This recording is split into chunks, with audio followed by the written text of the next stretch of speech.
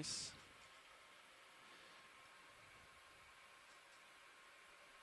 You can go down quicker than that.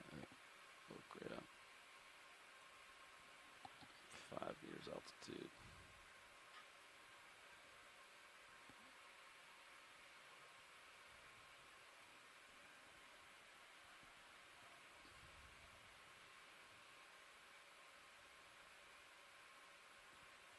Did not expect this turbidity at this depth.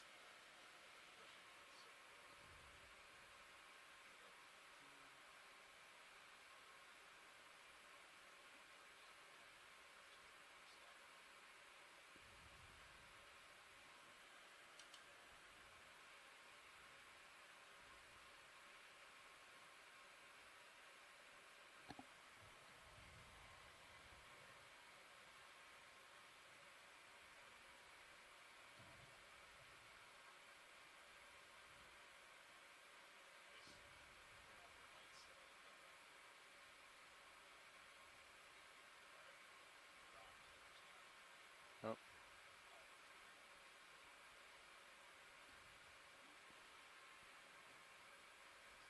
Okay, get my Z-bias dialed in here.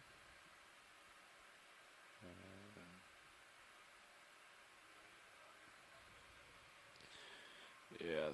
We have bottom. If I turn the light bar on, that's more, but then it might blind myself up front. See that? They're all on, yeah. Say we're on bottom, huh? You're on bottom. All right, winch. Or, Tony, are you done with the winch? Delta. I think we're going to have it put the rinser on at this time, if you're okay with it.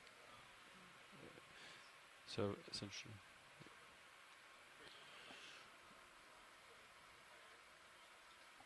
I think that's good. We'll stay right here. Okay, deck. We are done with the winch for now. So you can do rinser operations, and we will stay off stick. Copy that. We will put it up, and we will let you know when we're ready to continue. All right, sounds good. Very dense marine snow down here, so visibility is a bit difficult. We're going to let our pilots set themselves up. Yeah, I just want to advise you guys, we are on bottom. And we will at this point, if we can go ahead and shift when the they are center ready. rotation to the A-frame. And then also our bailout plan is going to be to the north. You find Again, me in bail out to north. Titan.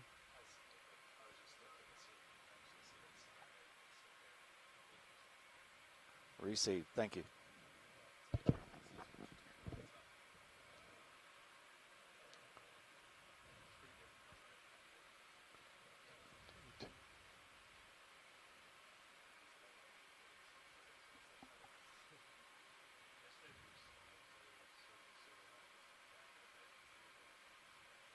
Yeah. No. I was going to say, this is very turbid water. It's going to be interesting. I wonder if it'll clear up. It got, yeah. It started at like, what, 3,200, 3,300? And then, yeah. I want to say, like, we can't get out of it until like 3,200 or something. So it's like a deep, turbid layer, thick.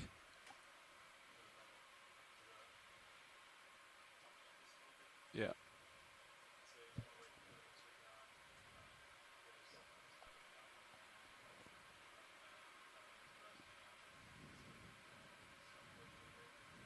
Yeah. Okay.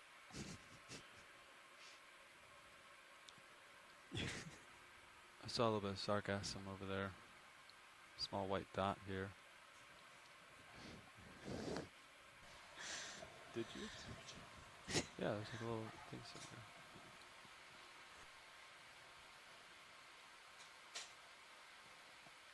Concerned if I touch the ground, I'm gonna make a big cloud like yesterday.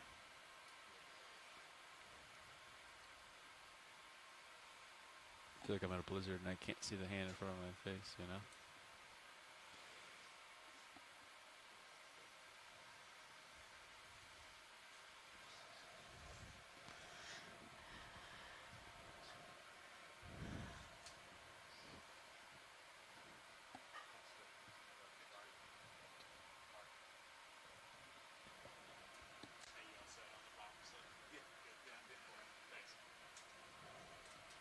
Yeah, instruments are key in a day like today. Copy. So there's a little bit of current blowing from my port to my starboard. You can see me fighting it. You can see these guys blowing on the bottom here.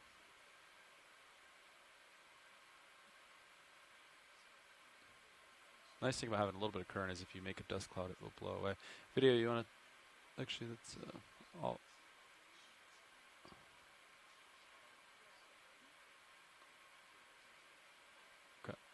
Copy.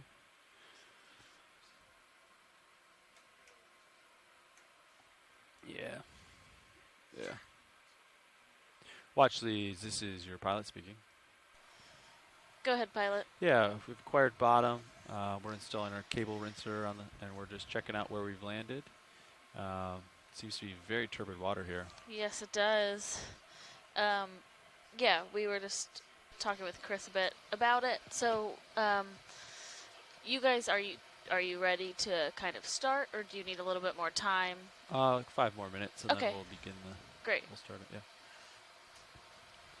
Well, here's the good news, guys. You landed right on the eggs. Hey. So those of you that are tuned in watching, this is what the bottom looks like, and excuse me, at almost 3,500 meters. Very, very soft, silty sediment, low visibility at the base of this canyon. Some bits of sargassum on the sea floor. We did not anticipate having this much turbidity in the water column at this depth. So our pilots, for the safety of the vehicle and the ship and all the operations, are just going to kind of sit here and assess the situation for a few minutes. And we will keep you posted. Video, you can come in. Yeah, if you heard the pilot earlier, it was large. Oh, what's that? Oh, it's a swimming holothorian. So it's just on the seafloor, but these are the ones we often see up swimming in the water column. So a sea cucumber, which rightfully so on this very silty, soft sediment. Rather small one. If we could put lasers on when you have a second, that would be great. Yeah, go ahead and turn them on. Oh, you can see it kind of crawling along the seafloor, which Copy. I think I'm more used to seeing its mobility in the water column. So, Well, and you can see it eating. Yeah. Like at the right side of it, it's actually picking up the sediment. and you can see they're translucent, so that sediment tube through the organism in the middle is just the sediment passing through and It's on a piece of coming out the sargassum. other end. Yeah. Small red dot below. Yeah. It's just above frame. Once we zoom out, we can approach it. Once the video's done, we set in the router. I mean, that's really cool to be able to see it eating, like as it's going through the body. Right. So it just kind of sucks up the sediment, and then it gets all of the organic material, the detritus, out of the sand and silt, and then it passes the cleaned sediment out the other end. Okay, video. You can zoom out to get lasers next to it. Lasers are just above it. It's a small guy here. Yeah, it's a 10-centimeter laser. Oh, and here we go. Ooh. It's taking off. He just dropped his ballast. Goodbye. So yeah, it was pretty small. Definitely maybe about 5 centimeters. The lasers that we had on are 10 centimeters apart. Oh, copy.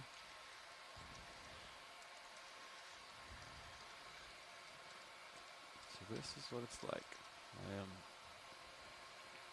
just off the bottom.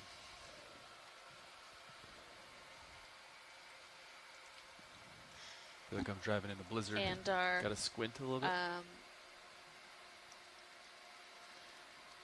our pilots were commenting earlier that this real turbid layer started pilot, this is around Deck. 3,200 meters. Go We're ahead. currently at The about rinser is set up. If 3,500 we'd like to ask meters. if you could come in and out on the winch a So little bit, it was not just a couple meters so we this can see how it rides. Sounds Snowy. good. Co-pilot will snowy take care of you. the Copy whole way that. down. Yeah, yeah. I mean, so Deck.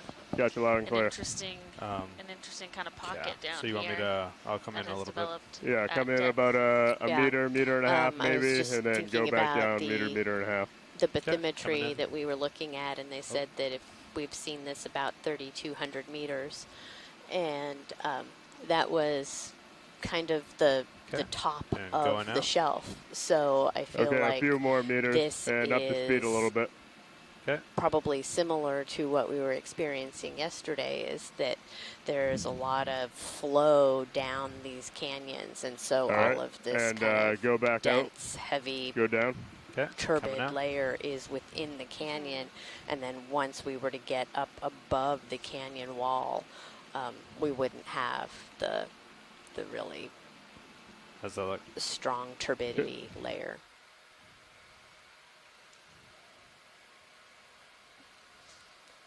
I took your rotator for a second. Thank you.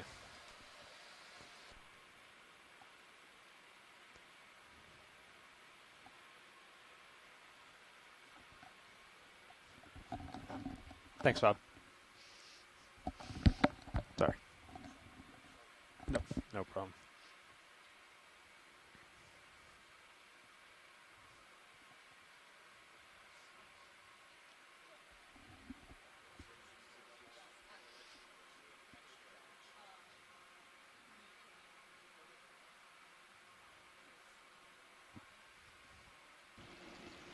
Hey, co-pilot, this is Deck.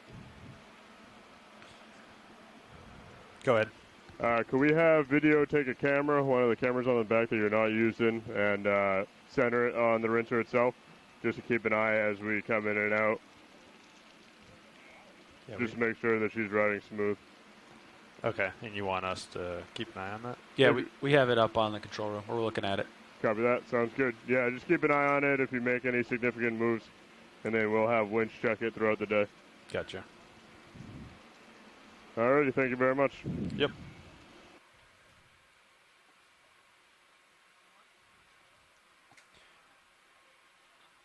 Okay, Watchley, this is Pilot. We are all set up, and I'm stretched out, and ready to start the dive.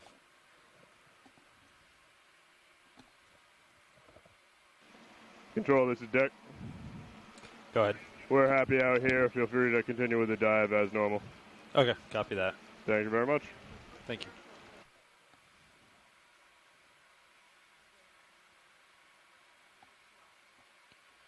Could probably get a move 10 meters. Wondering, 230. you want to go to, what'd you say, 220? 230. He's already lined. 230? Okay. And only 10 meters, right? Yeah, just a little bump. Okay.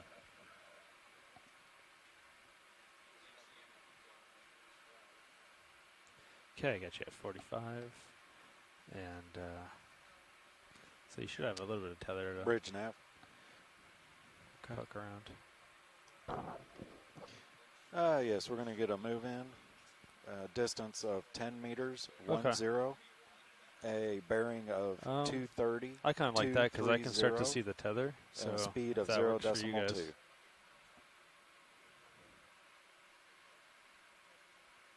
Roger that. Thank you. I guess you're not going to be using it for much of anything else anyway. So yeah, there was this little feature here that Okay, move underway, guys. 230. Copy. Yeah, we are all set up and ready to start the dive here.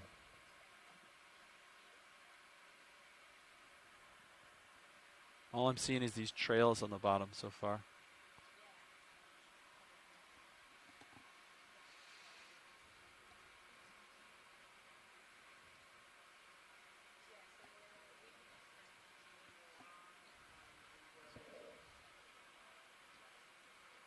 Copy.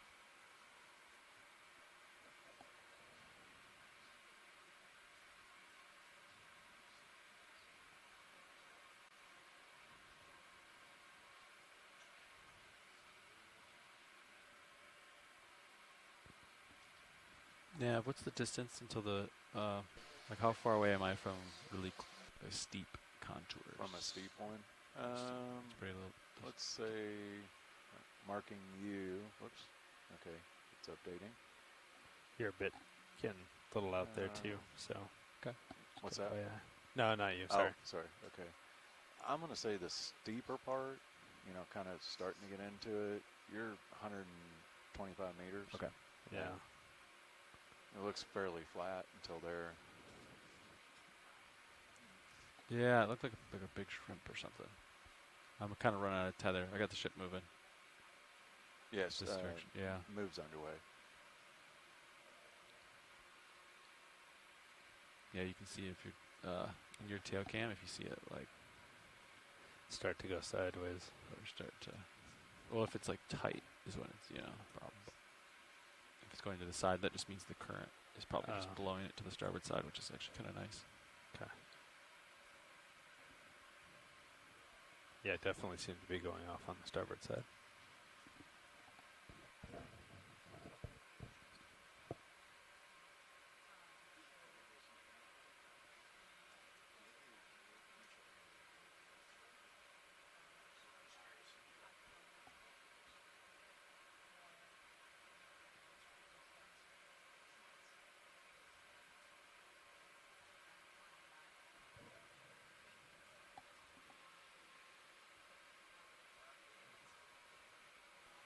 I think Bridge nav received. now Thanks. kind of settled and give it some time to Okay. swing. Probably get a 20 meter.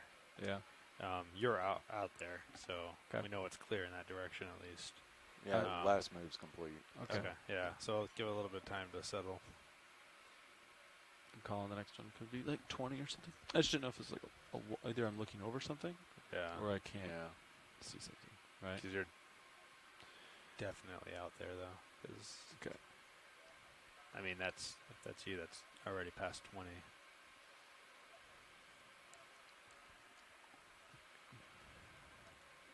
Yeah. Maybe so range down the Sirius one, I think. Range in. Sure. I got it.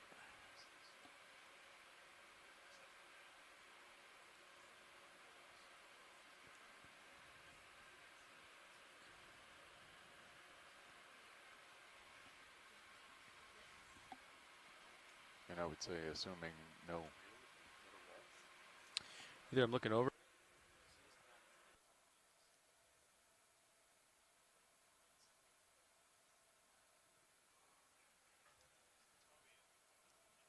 That's.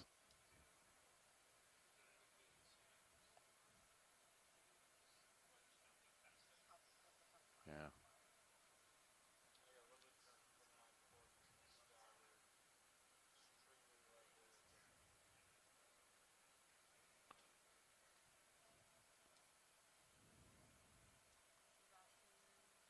You think you're just seeing a bump in the bottom there? I don't know. We'll approach it slowly, so that way, if it is a cliff, that we're completely safe. Yeah. So yeah, it could be that it's like a cliff, right? And I can't see anything. See how it's a pretty hard return right Yeah. up into the end. If it like was blue and faded off, that's the one thing. But because it's like hard, makes me Yeah. wonder. Tracking's not a whole lot better. The vehicles. Yeah, as we get deeper tracking, obviously, it's going to be reduced. So when did that last move end? 1441, about 3 minutes ago. Okay.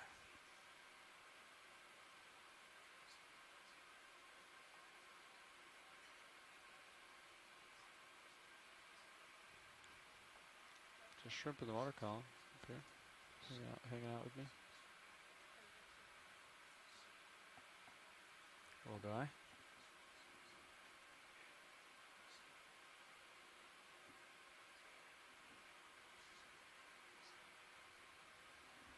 So that's what, 15 meters away from me? Yeah. The end of the returns. Yeah. And then you don't really see it. No. You can, I'll stay right here, and you can change your frequency real quick, see if he changes what your returns look like. I was gonna say. They will. Last time we changed it, it just had nothing. Really? Okay. Sometimes it helps. See. Okay. Which I don't think it's the true. Well, I guess there's a little bit down there, so.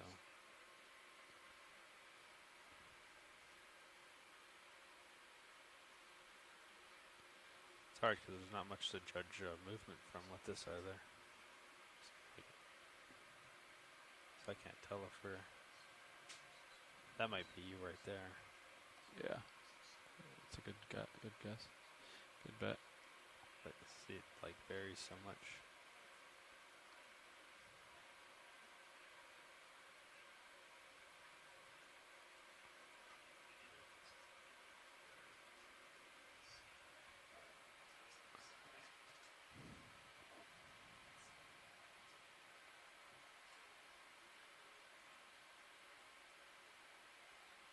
Yeah, so Cirrus isn't really seeing anything, huh? There we go. It's a little bit better.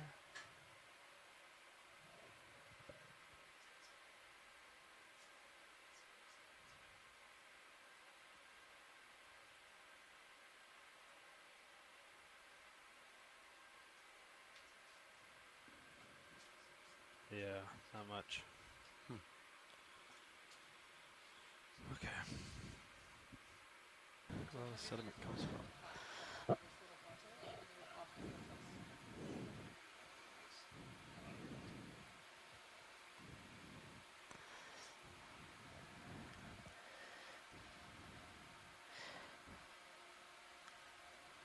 So if you're with us back on shore, we are currently at So Danny, is about that where D2 is?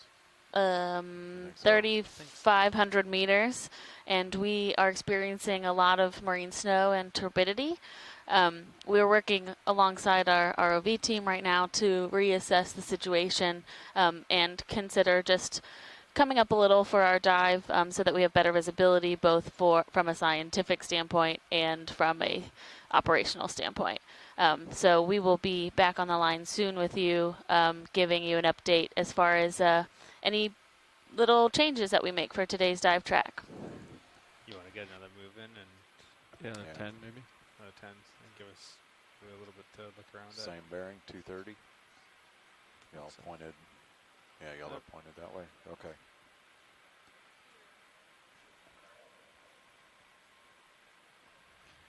Bridge nav. Yeah, I want to go ahead and see about another move.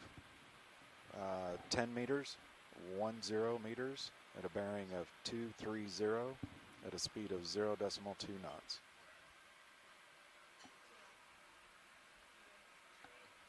Roger that. Thanks. Okay. Moves in, guys. Cool.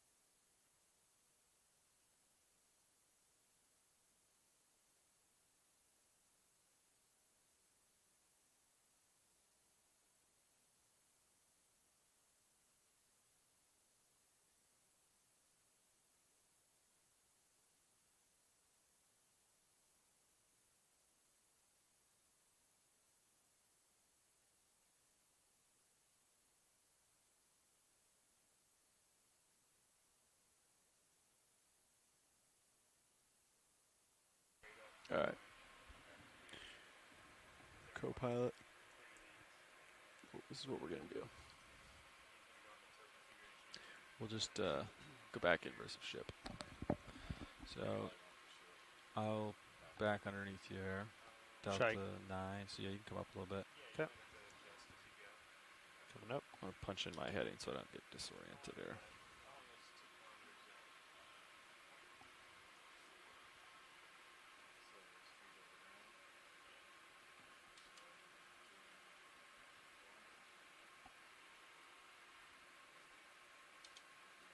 Okay, I'm lined up with you. I'm gonna lateral to port. 5-meter altitude there for me. I can see myself. I'm gonna center up you. Pushing back. And you can come up. Coming up.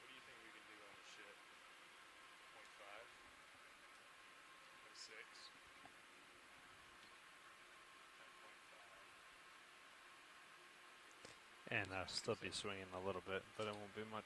I'll punch in Bridge out of nav depth. received, You thanks. can come up until we have maybe a 17 or 18 delta. Come up a little quicker if you would like.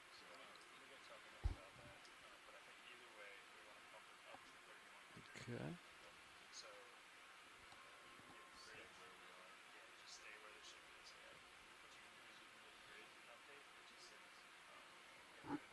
All right. Rotating your rotator down for you here and holding that. Rotator back to you. Okay. Okay. Delta's good. Good. Pushing back.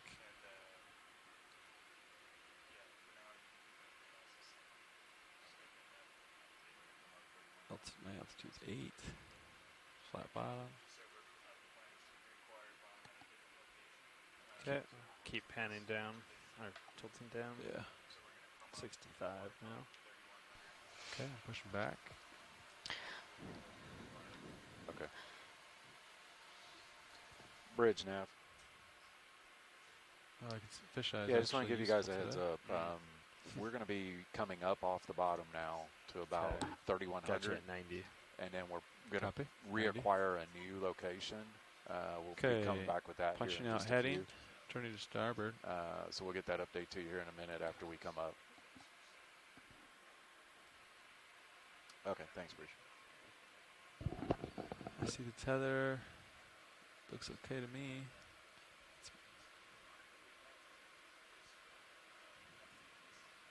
Okay, I have you at 100 on there, and I'll follow you with the. All right. Okay, I'm right in the middle of your view there. Heading is locked inverse of you. Okay. Pushing ahead now to go out of your view. Looks like you got me in tight and nicely. Yep. Delta still 17. There's the tether. Okay. Which is. Yep, okay. Still pushing out. Tether's still down. Copy. At least I guess because it's still streaming starboard. There it goes. See that? BSR. Okay. Okay, I'm tugging you at this time. I'm going to joy lock in some forward way. You can punch out your heading. Okay, so now I'm got you. I'm going to punch out my heading. I'm going to joy lock in some forward way here. Okay, Delta's 18. I'm going to disable my Z bias and come up, and let's come up. Okay. I'll let you get a little bit. Yep. Get you going. Yep. And then I'll start.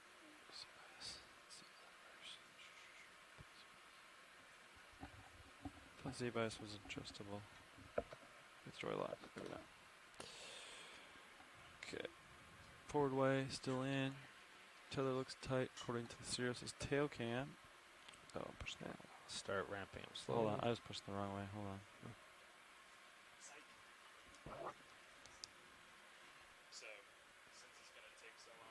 Yeah. Out of depth. There we go.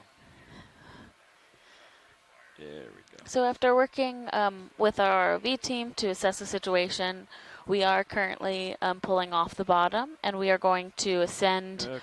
to about 3,100 meters to see if we can determine where this turbidity layer really begins. And then we will be going to the top of the feature that we're on, so where we were planning on ending this dive, up at about 33,250 meters. And we'll be traversing across the top of this side of the canyon. This will take us a bit of time to get the ROV into the operational space, so we're looking at probably about a 45-minute to an hour kind of tow time. So there will be blue water. Amy and I will still be here, and we'll keep an eye out for any fish in the water column, but it will be mostly what you're looking at right now, lots of marine snow.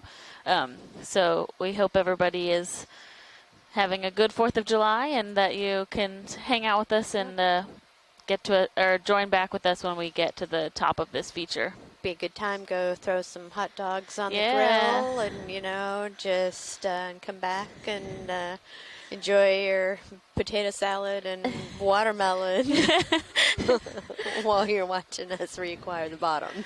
Yeah. We will be on the bottom today till about 14:30 or 2:30 p.m. local time.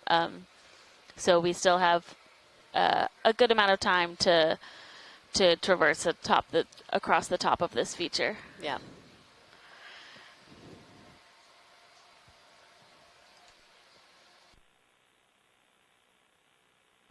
Okay, Delta's a little low here.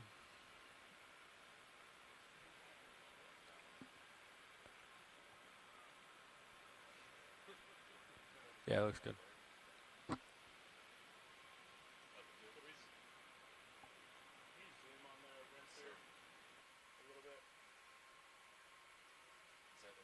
So yeah, be advised, we may have to halt that quickly if anything happens with that thing, right? Okay. Good call. I'll keep an eye on it.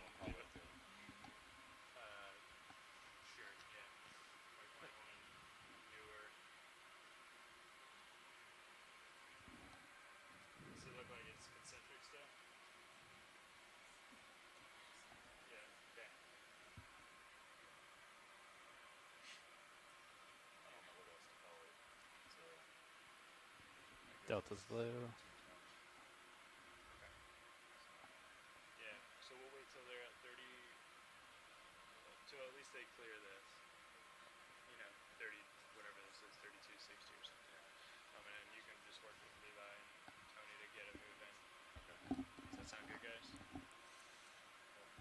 Sorry for the mud. It's okay.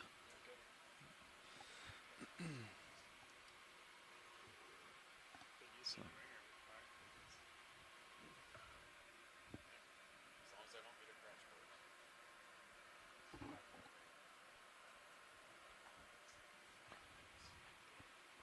So what are we gonna stop at? 3,100. 31. I think And then come it over. should get, yeah. Drag over and see what it's like over there. I think it'd be wise. Copy. I want to say 31, 32 is when we started, not being able to see D2. Headings are still locked. I feel like it happened pretty quick, so it must have been close. I think I can see D2's light pool in that tail cam. Yeah. My tail cam just really doesn't want to cooperate today, huh? Never does.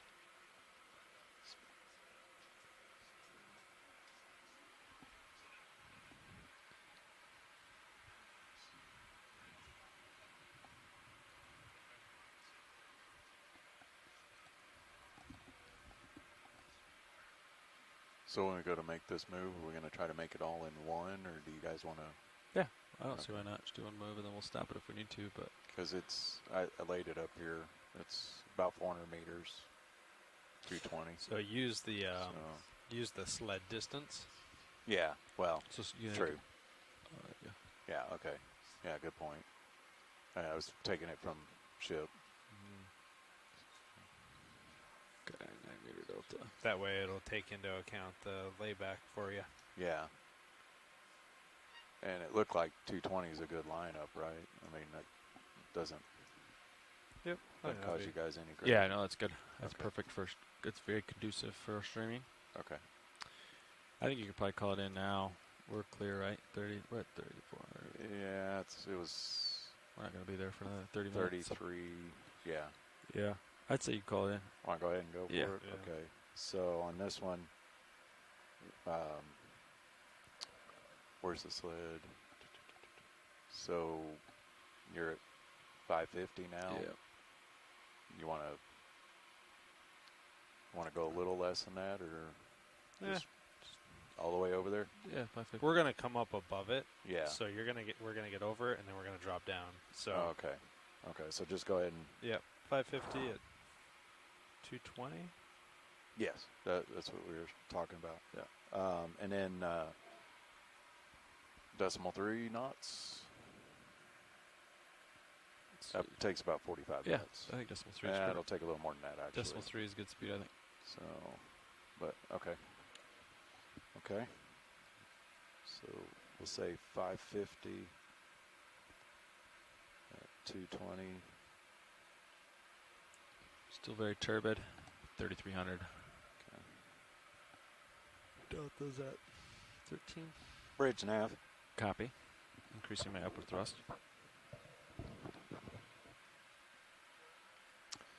Yes, sir. We're going to make that move now to the new target.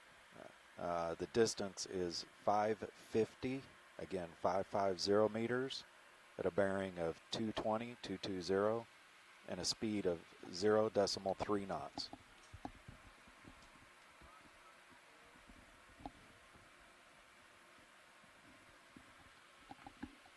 Roger that. Thank you. Perfect. Okay. Moves in. I'll just drop a point on here so we can see what we're doing.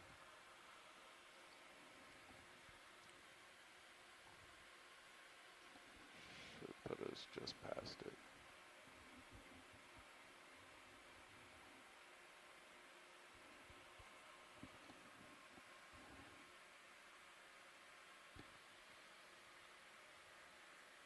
Well, it's almost at waypoint 2. That's for the The ship. ship. Yeah. So, at least we can see it. And I guess we'll watch if we need to adjust a little bit. Yeah, that'll get us in the ballpark. Yeah. Should be good. Yeah, we'll see what depth the Clears turbid up. clears up. Yeah. Yeah, you guys are still coming up. Yeah, so we're coming up. Should I bring my rotator anywhere, or just leave it? Just leave it, I think. We do 90. Could turn your lights on if you really wanted to. But let's see what there is down here. Yeah. Right. LEDs. The gain's at like 12.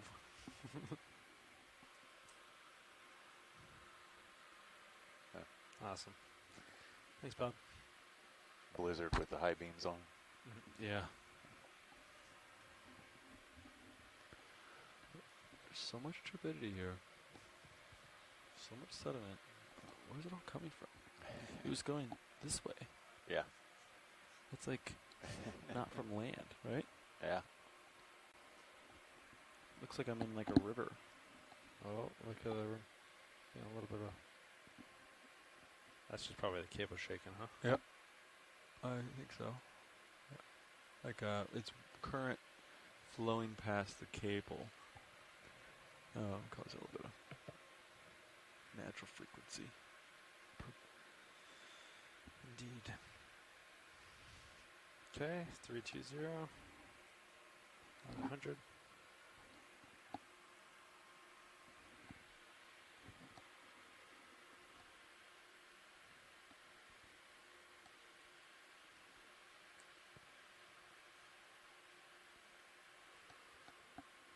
Yeah, we'll just have you stop at 3100. We'll suss it out there. 3100 depth. Yeah. Or cable. Okay. Sounds good. Hopefully it'll be clearer, because at least then we'll have some views on the transit. But Yeah. I feel like you need to practice your midwater anyway. Yeah. Can always use practice in midwater. Hey, I can actually see D2 a little bit. See that? Yay. Oh, okay. So it's already improved drastically. Which is good, at least. We're still above the highest point over there, so. Yeah.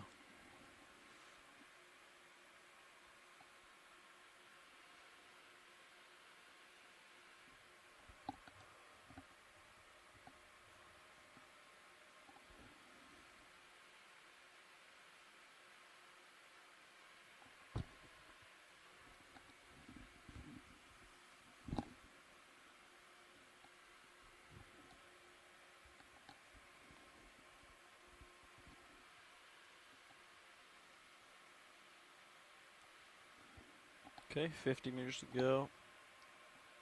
I'll stop at like a delta of like 9 or something, and then I'll just punch in depth. And then we'll drag to the next bottom target. Sounds good.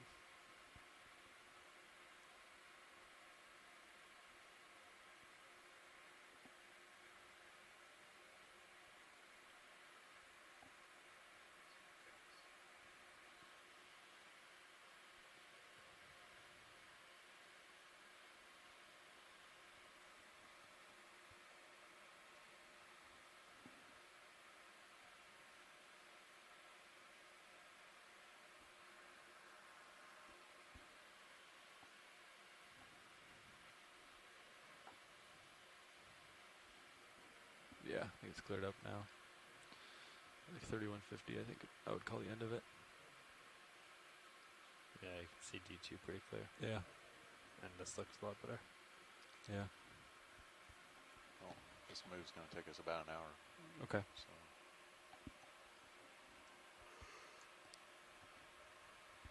Okay. And we are approaching quickly. It's quite a bit of copy that. Quite a bit of grease coming off the rinser. Wonder if they have something under it slowing down. Yeah, they do. Okay.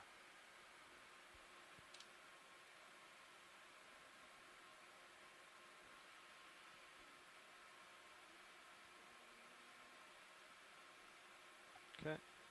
3100 depth. Much better here. Okay. Auto depth engaged, 3110, 10 meter delta. Otherwise I'm off stick. Let's see how it goes here. We're moving 0.3. Yes. No current down here. No large current, so.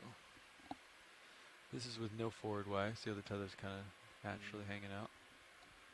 I could apply a little bit of forward way. Yeah. Keep it taut.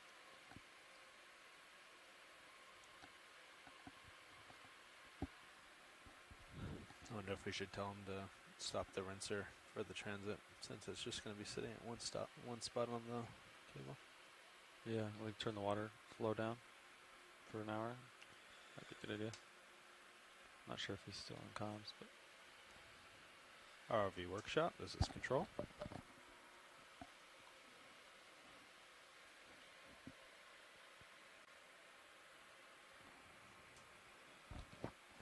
Dive suit, this is control.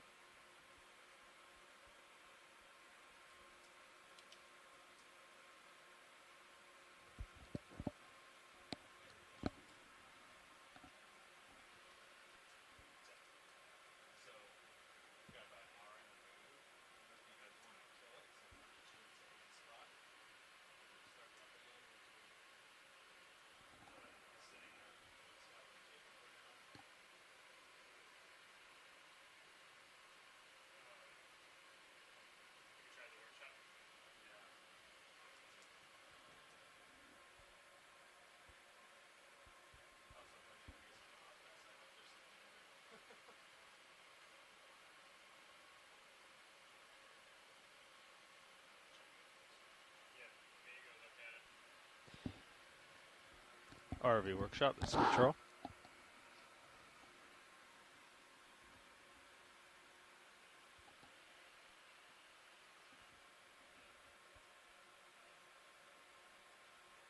No answer from workshop.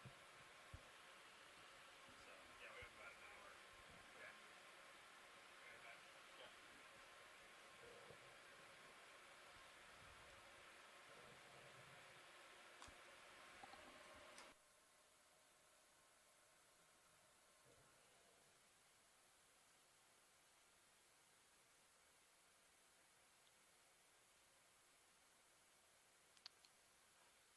Looks like some blue water. What do you think?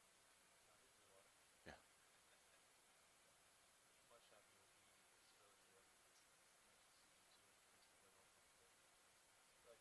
Yeah.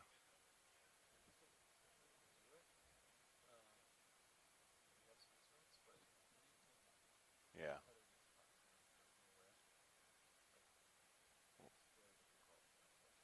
You can't see it. Yeah.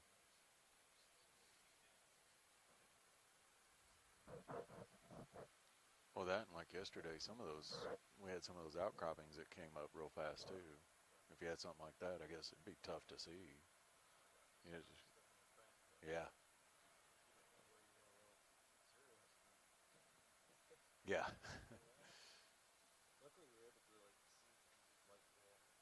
Yeah. I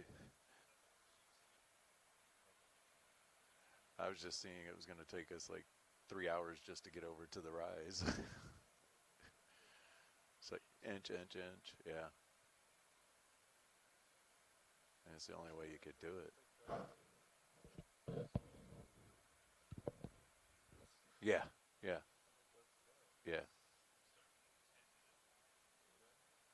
It's just inch along.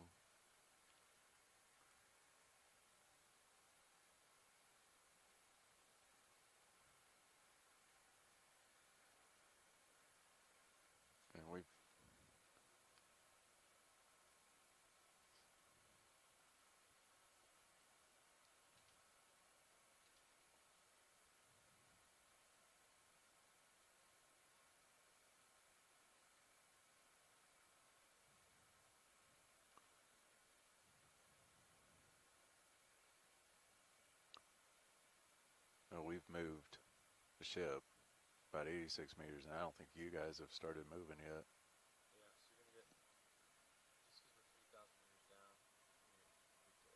Yeah.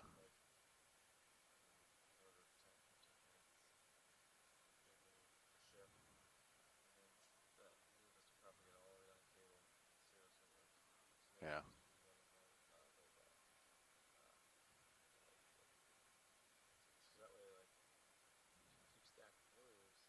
Yeah. You don't know where you've stopped. Hold on. Yeah. And it's too late to back up, too.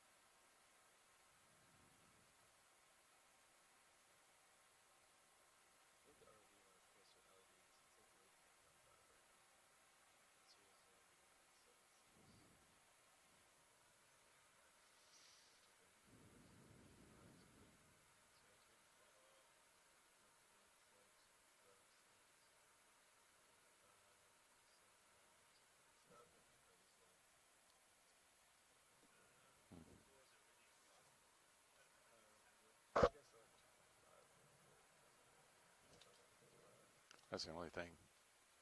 It's the only thing you don't capture on the. Yeah.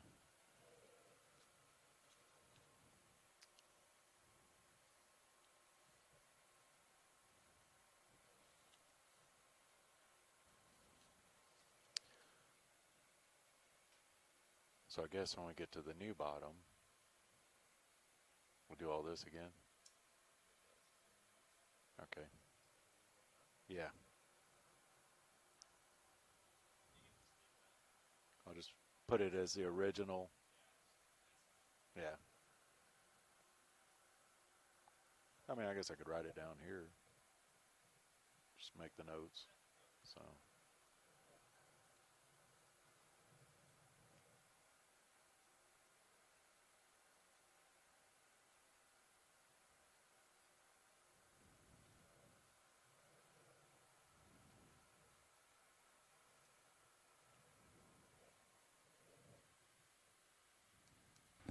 Yeah, that other one's mostly just, you know, a checklist to make sure that you kind of do all the things you need to in those different sections. So Yeah. no point really changing it on that. But if you want that noted in the logbook, then that works. Yeah. The other thing is we have our checklist here. Do we go ascent, then descent, and then bottom again? No, no. You don't want to do that. Yeah, but that would yeah. confuse the data side. Let's call it. Yeah, I'm honestly not sure. Yeah. Yeah, no.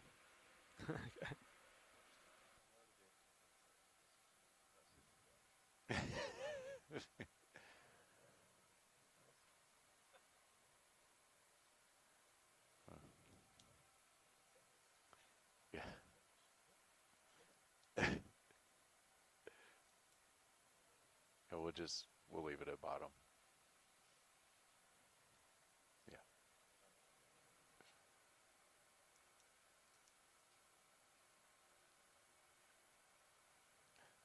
I don't know if they're listening to us in the dry lab right now, so.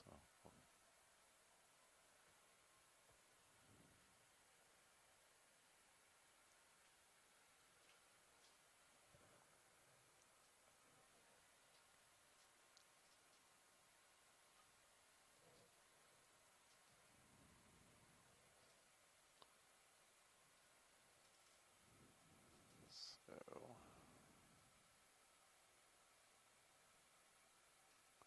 Looks like you guys are finally starting to tag along. Yeah.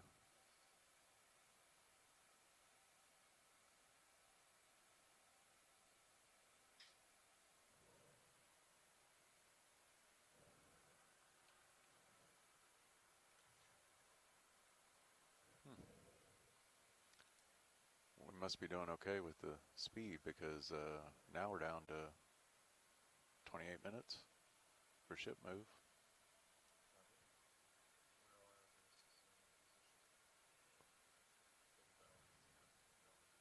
Yeah.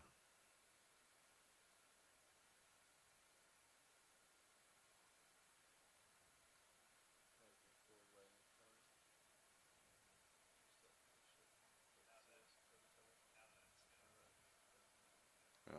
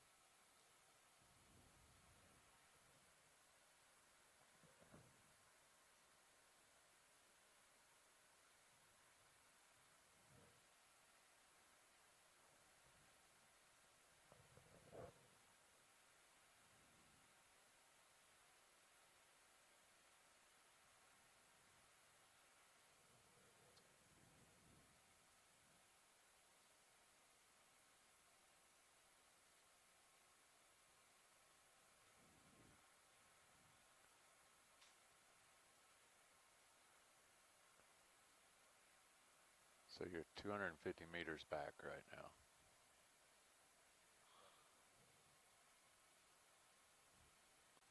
So it's got quite a swing.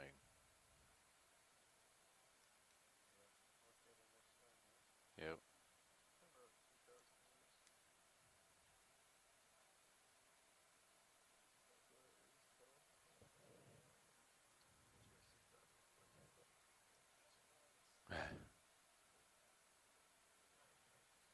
Yeah.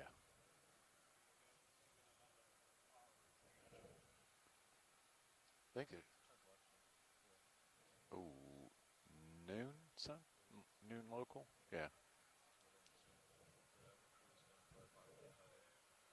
Yep. That's the way it looks.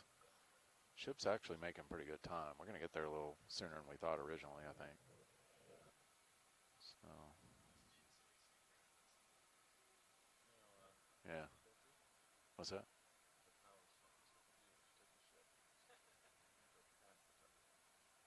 And then back up. Yeah. Okay. I'm not sure. Yeah. I'm not sure about that one. He, yeah. Co-pilot might want to be busy with the winch too. Yeah.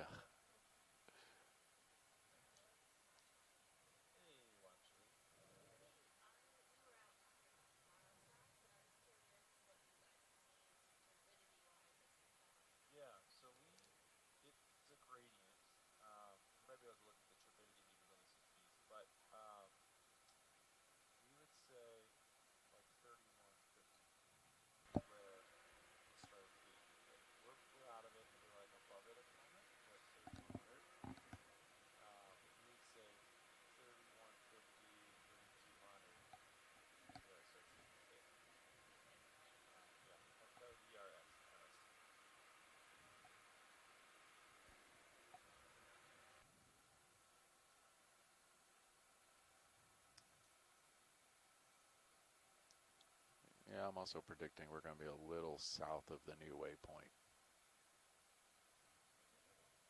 But I marked the new waypoint so I can move it.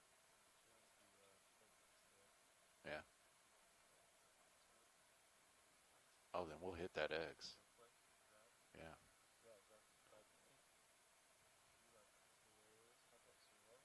Yeah.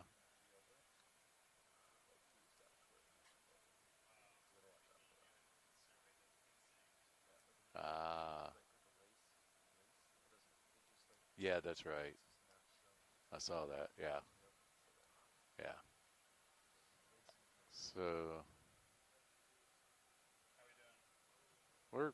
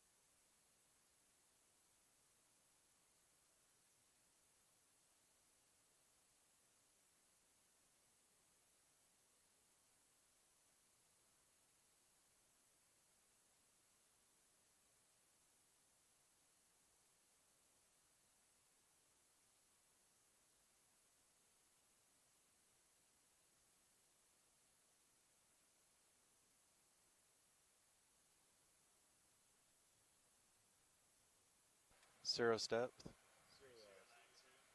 What? 3092. Okay. Distance from A-frame be let's put it right about there. So 237. Okay. Yeah, you know what? It might not be that big of an angle. 3101. Yeah, the angle is not very steep. Yeah. The further out you go,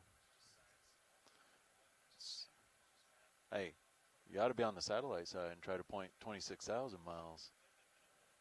So, oh, no. 1/10 of a degree makes a difference. So, yeah.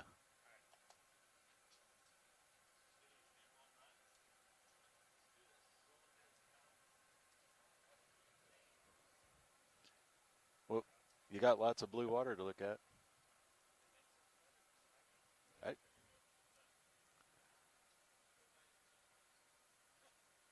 I won't make too many comments, but I was going to say we could put.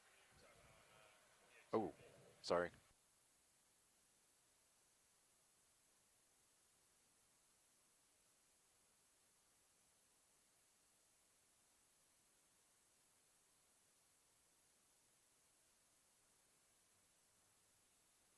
We're at 3,100 meters holding and moving the ship to the next bottom target. Yep.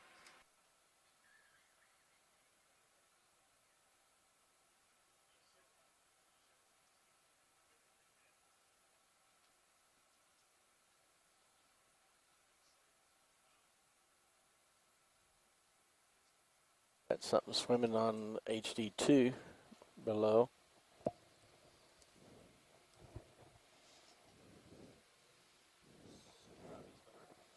Tilt it up.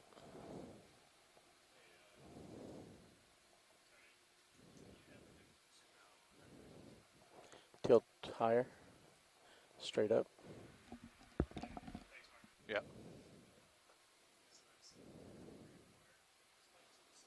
Pulling out. You're clear.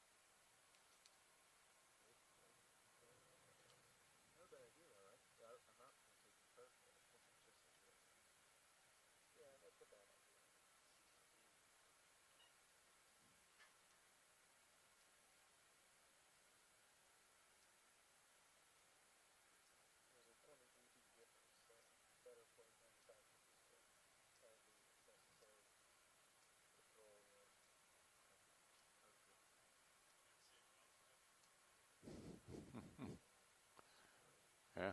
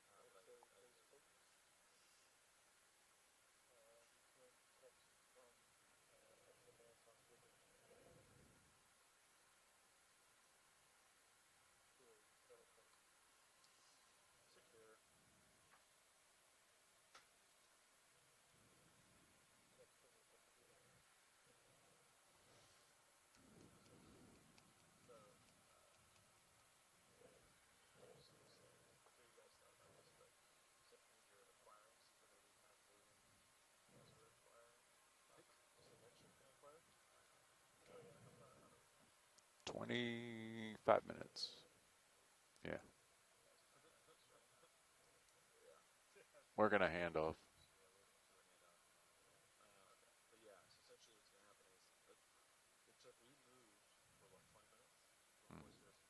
Mm-hmm.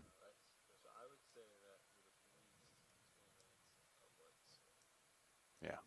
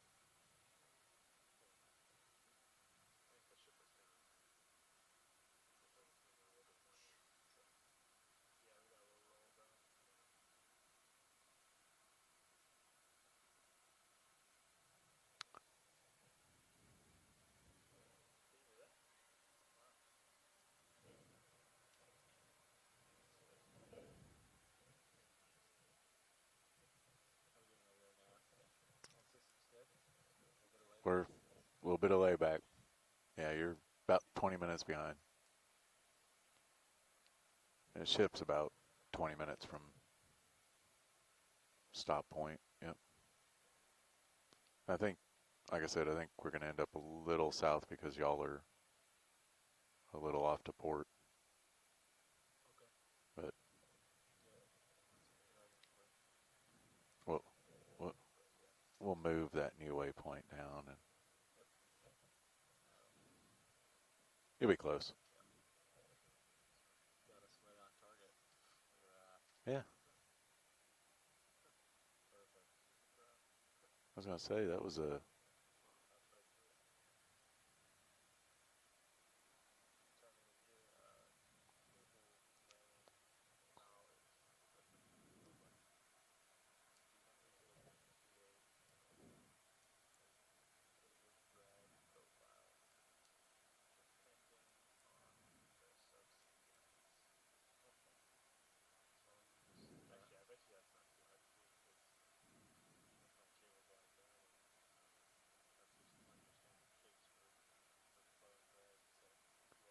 Yeah, but then you got to do D2 Cirrus.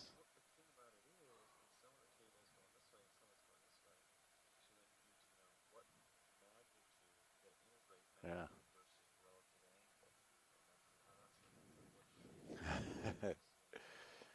Well, and it might make multiple shapes depending on the... Right?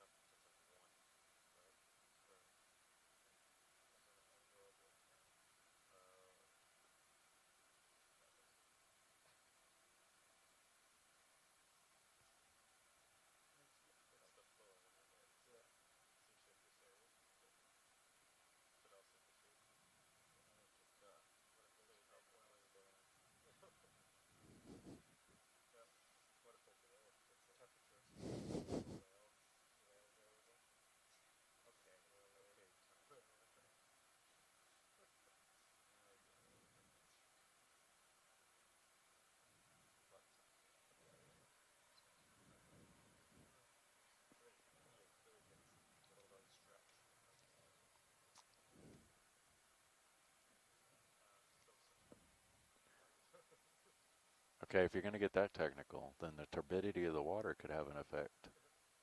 Because you got, yeah, yeah. So, yeah.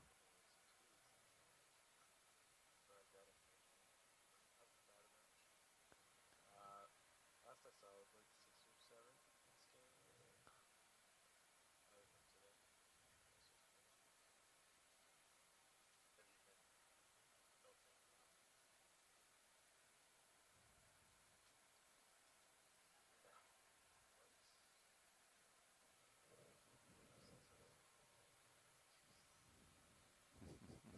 I just got home. I just gave it a quick touch. Bug with my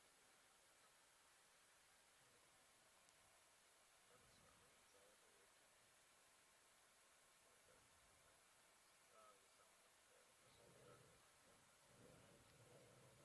Never text you some picture of him for answer. Kind of smelly. Is that like a wood thing? Like a, oh, you sound like that. Oops.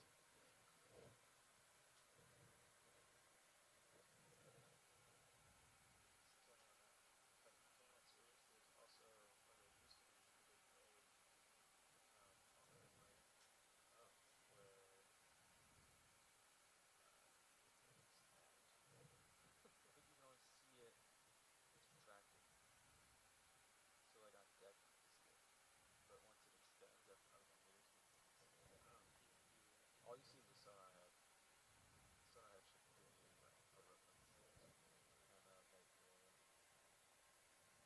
There it is. That's forward left a little bit, and then that's straight forward. Yeah. Now we're going right. Just put some line on the like numbers or whatever. It was a set script at the bottom, so you just look for the set script and that's it. Add your light here. Just gotta turn it.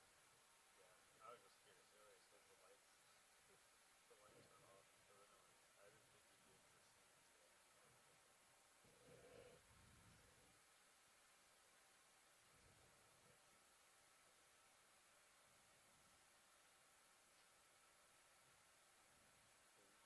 That's where your nose is.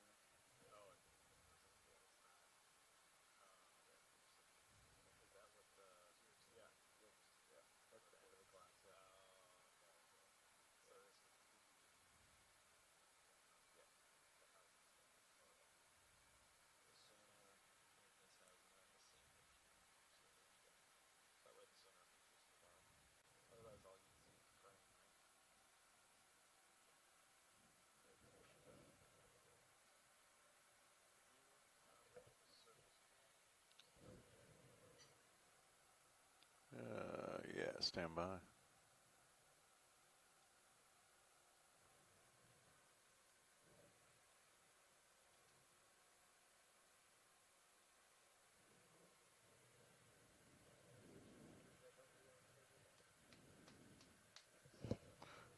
You see it?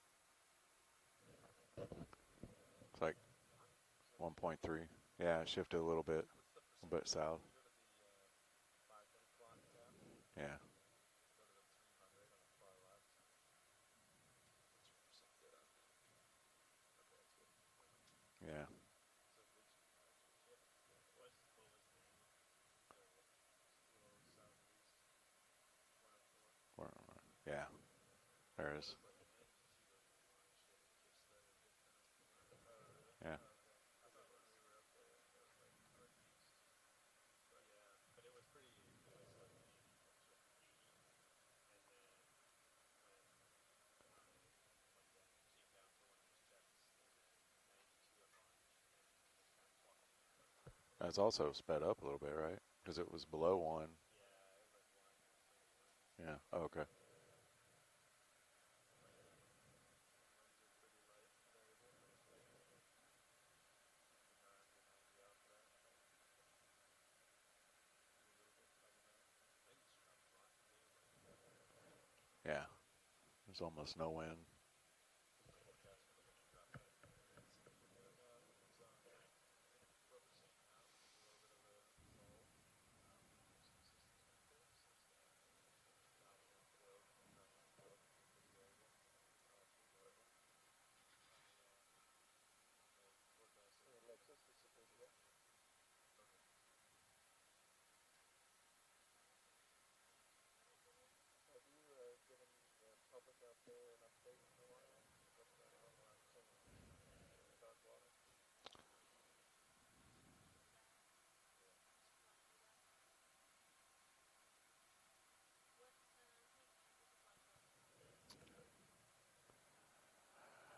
I was just checking for you.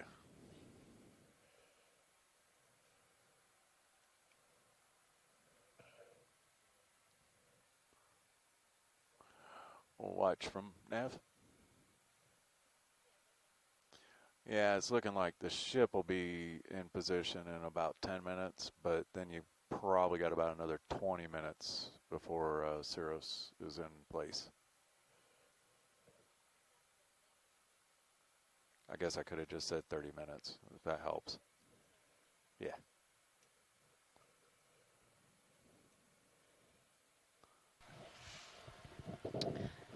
Hello, everyone, from the Okeanos Explorer. We are currently in a canyon known as Pamlico Canyon. We descended today to just over 3,500 meters today, and when we reached the seafloor, it was very turbid, meaning there was a lot of particulate in the water, and was difficult for us to operate both scientifically and safely with the ROV. So we have ascended up to about 3,100 meters, and we're working our way towards the peak of this canyon where we are hoping, it should be less turbid as we're already experiencing. We have both the ship and the ROV on their way to that next site, and it will be approximately 30 minutes before we should be set up to continue our benthic explorations. So happy July 4th to everyone, and we will continue to be here with you and hopefully see some exciting things along the way.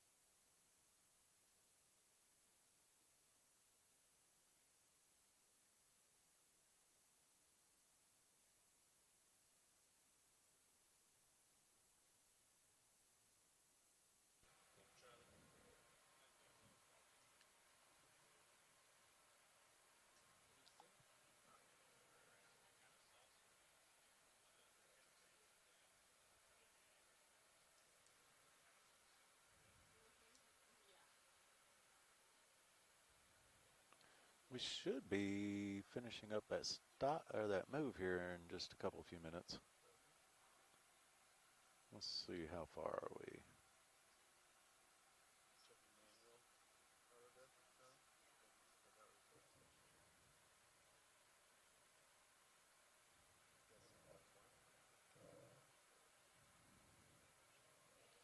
Yeah, I'm gonna say another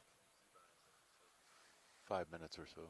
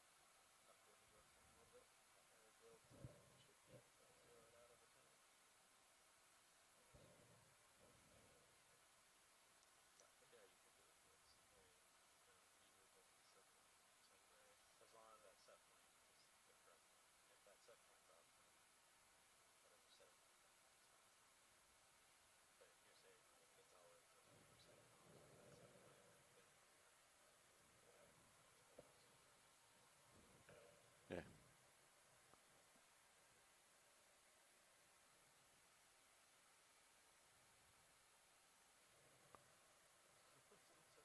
it's gone.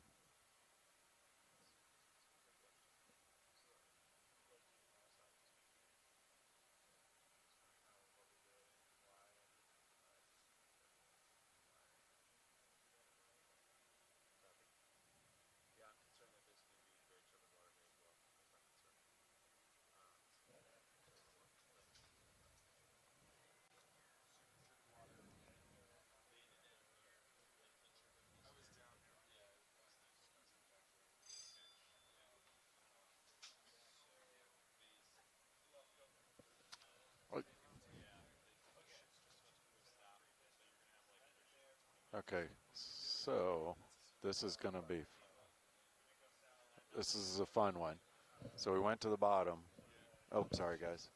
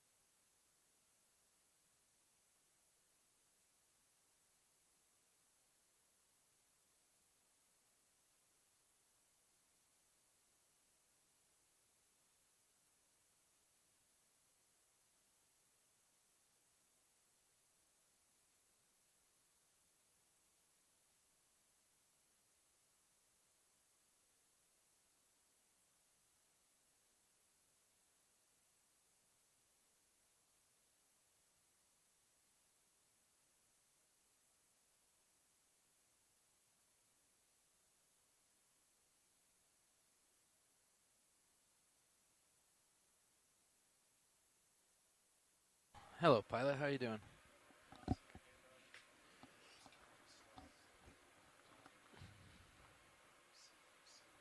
Yeah, looked like it was very soon. We had another, Yeah, just so you guys know, it's gonna be within a few minutes. So, but we yeah. still have like 100 meters to swing or something, or 50 meters to swing. Yeah. Okay. Yeah, I'm gonna be handing off, but it was Okay. about a 20-minute time frame before Cirrus started moving. So, Alright. yeah. Yeah. And that was, I mean, If we're we've not been moving drifting for a very while. quickly, we could so. like getting Okay. config and like land and configuration, but all the more reason to be ahead of me. Oh, above.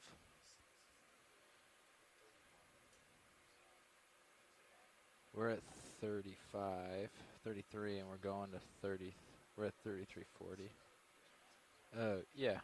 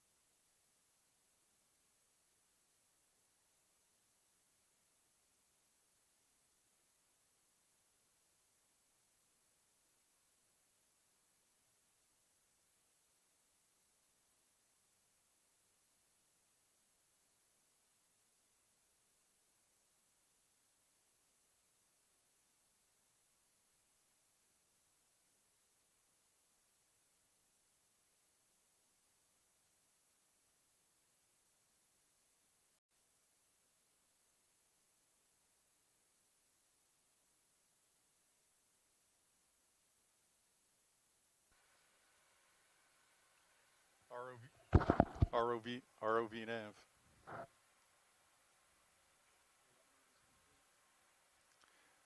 Received. Thank you. The move is complete.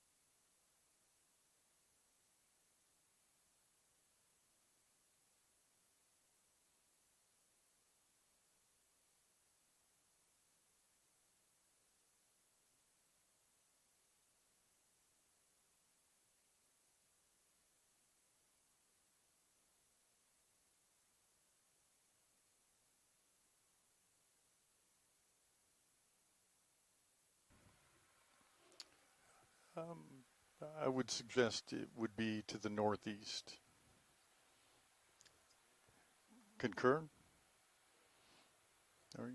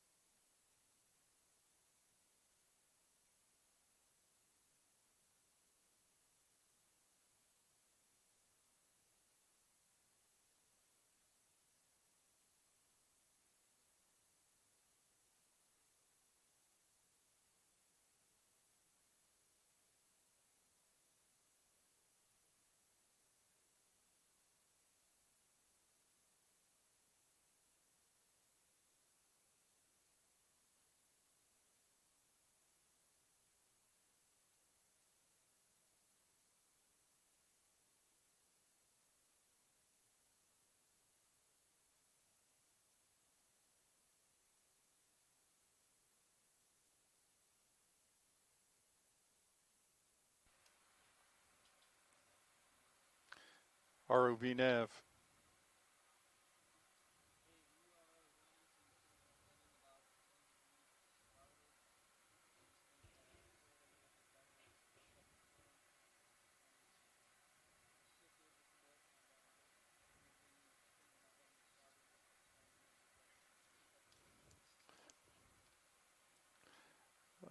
Let me check with the pilots and I'll confirm. Thank you. Nav to pilots to starboard.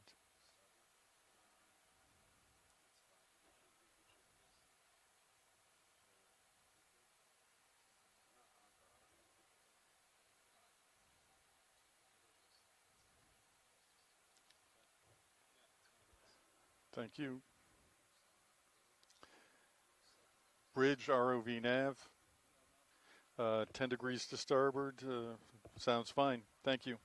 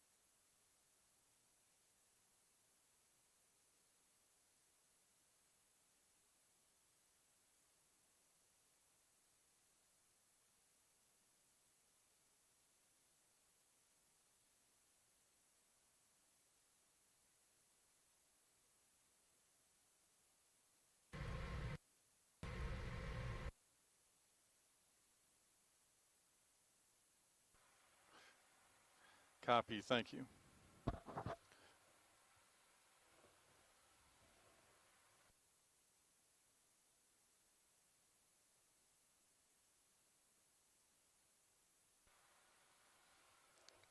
Nav to pilots, the heading change is complete. Thank you.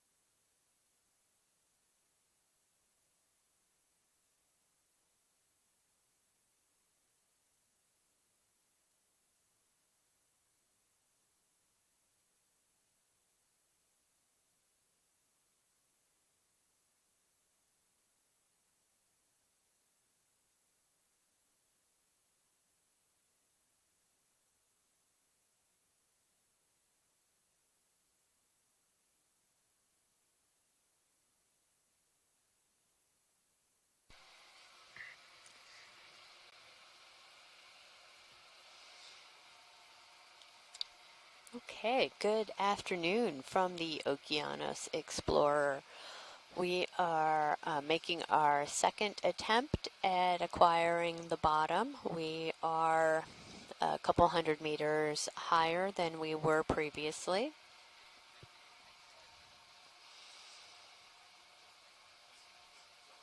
We're still seeing quite a bit of marine snow and sediment in the water column here in this along this canyon wall. We did a ship move Yeah, go ahead. I'm standing by. so that we could try to be a little bit out of the central axis of the canyon. But as So you now- can see on camera 2, this is the Sirius feed looking down at the glow from D2. It's really important for our pilots to be able to have visual sight of the D2 ROV from Sirius and the cable that connects them to maintain safe operations.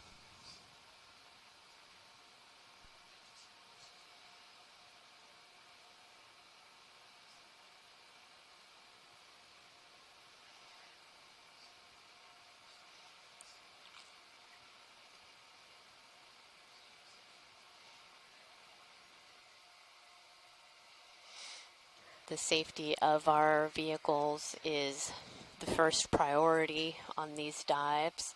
So, we put our trust in the ROV team and the pilots to make the assessments of the conditions in which we're diving.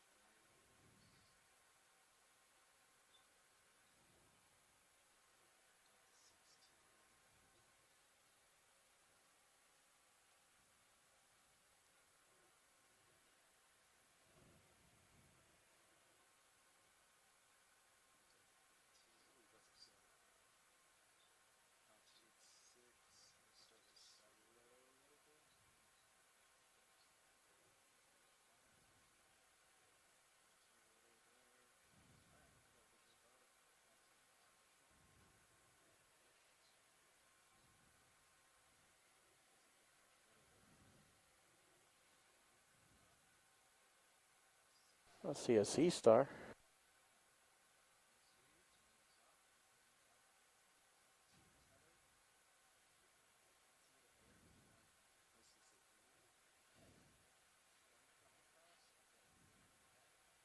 What's your delta?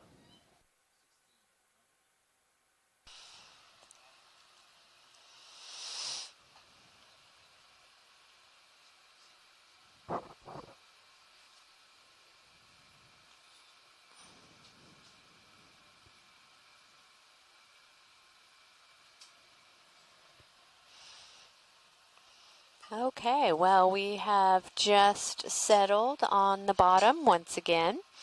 Looks like we have a sea star down here.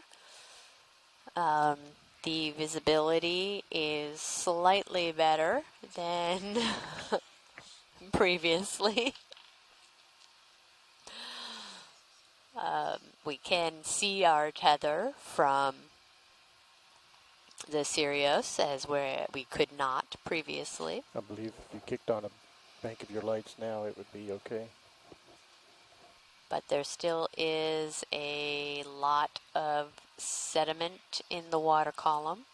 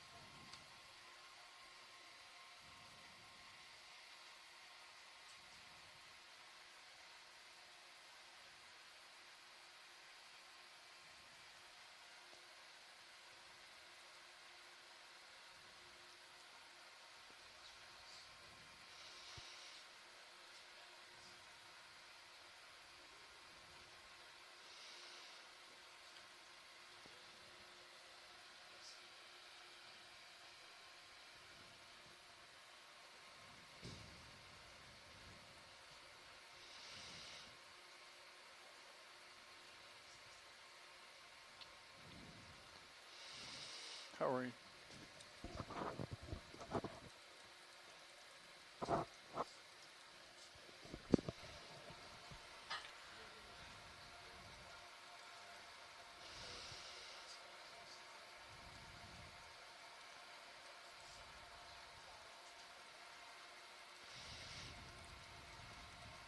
Yeah, I'm having a little issue with the map right now.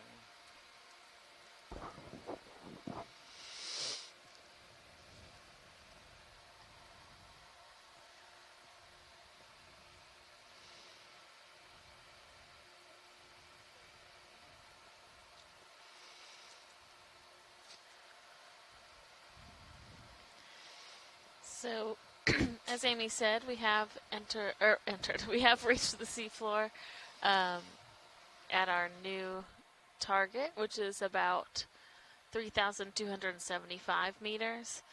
We are going to let our ROV team make sure everything is in order before we continue on with today's new track.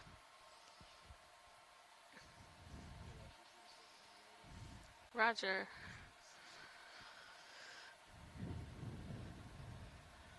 It is still relatively turbid, but do you guys feel better about the visibility of from Sirius?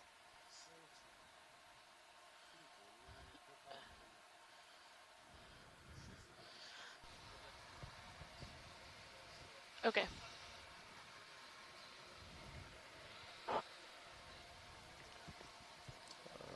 Sounds ROV good. nav to Dan.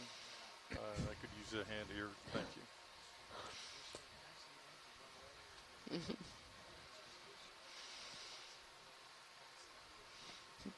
But not all warm and fuzzy either, huh?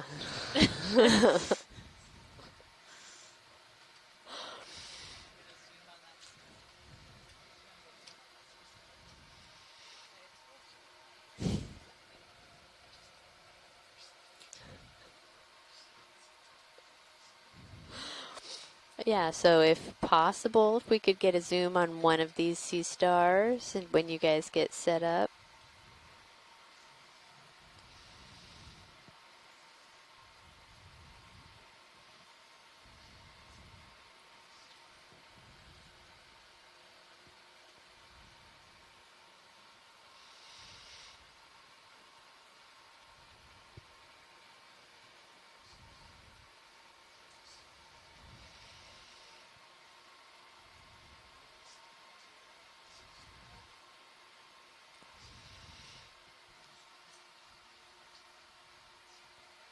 So still a lot of extremely soft, fine, fluffy sediment.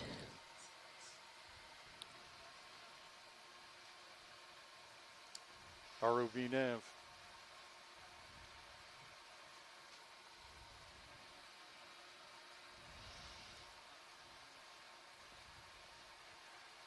We would suggest to the northeast. Thank, thank you.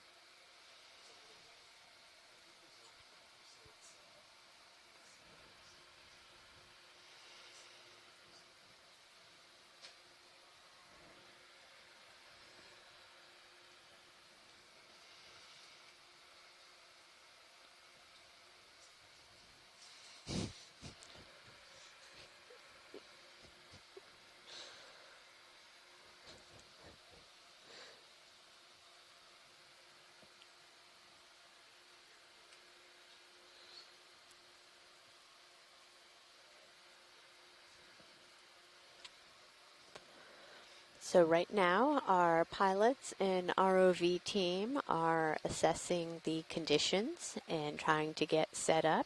So just stay tuned and we will keep everyone posted.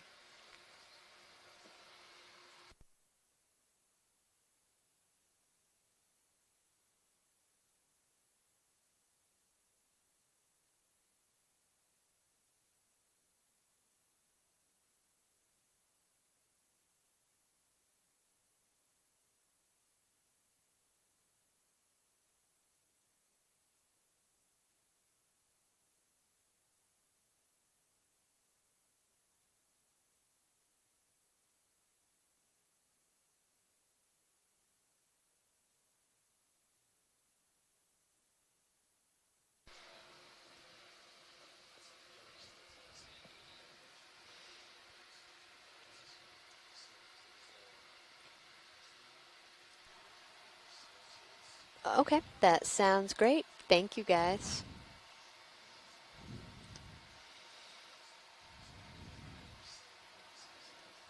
Oh, absolutely.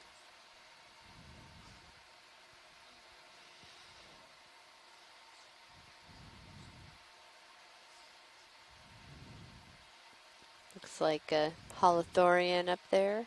Yeah. Sea cucumber. Some stars.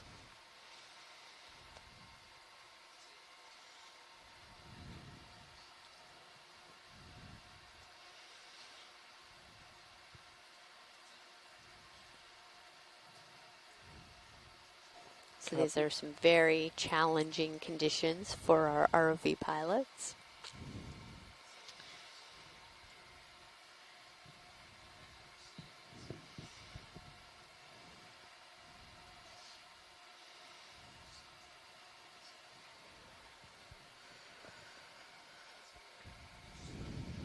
So we have a brittle star here that seems to be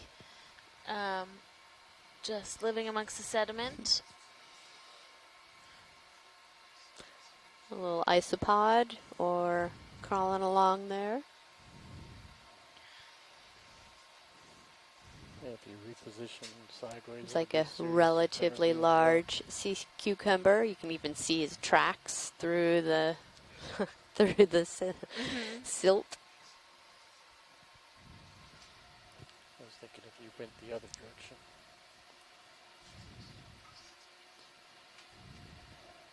Yeah, no worries.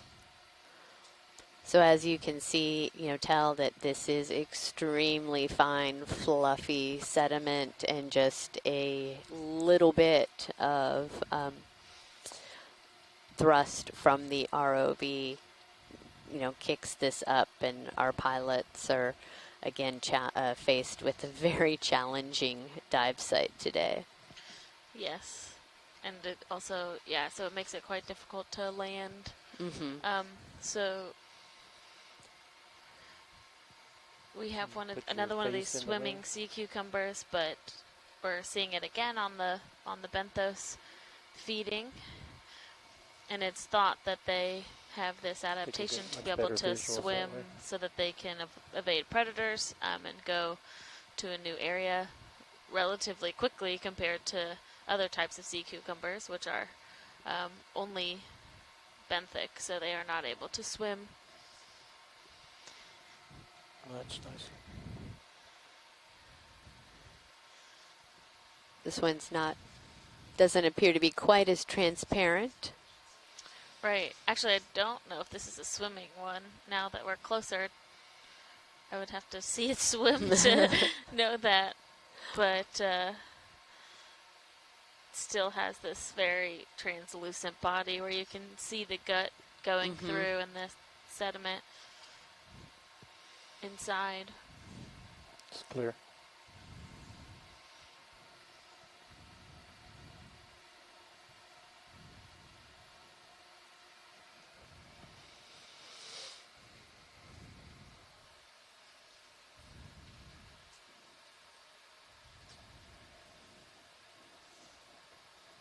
I think that's our optimal angle.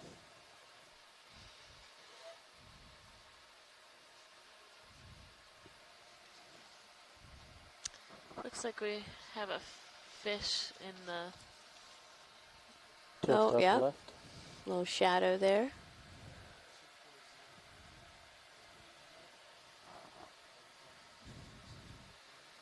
Looks like some type of rat tail fish.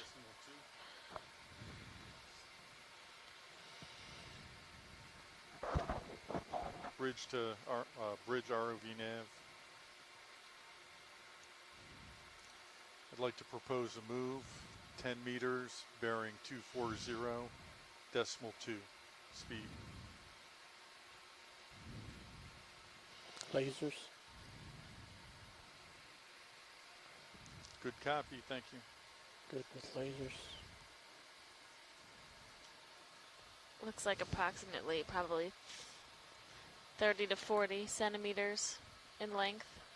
We just have those 10 centimeter lasers on.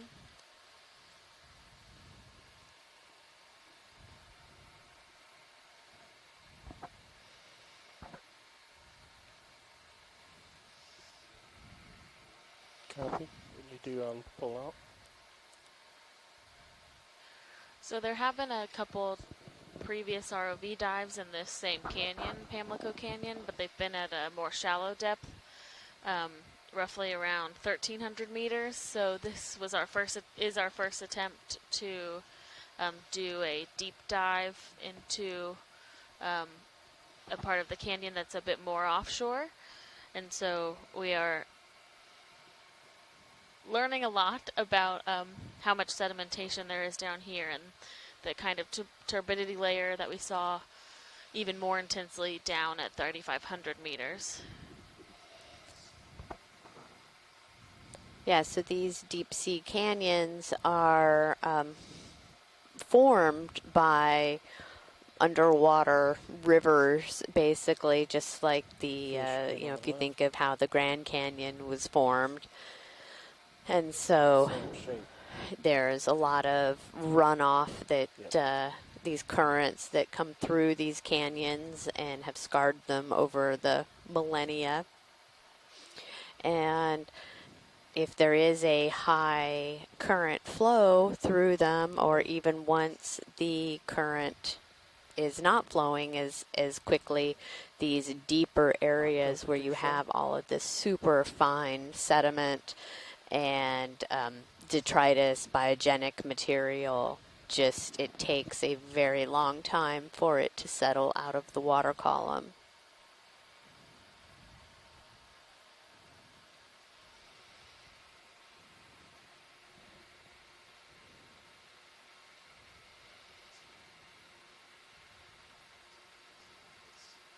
Clear. And Kenneth Sulak from USGS has informed us in the chat that these fish are Coryphaenades armatus, and they are the dominant large mercurids on the lower slope of the continental rise, and the upper abyss.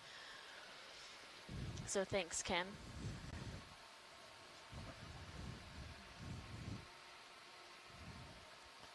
Thank you. Pilots, nav, the move's complete.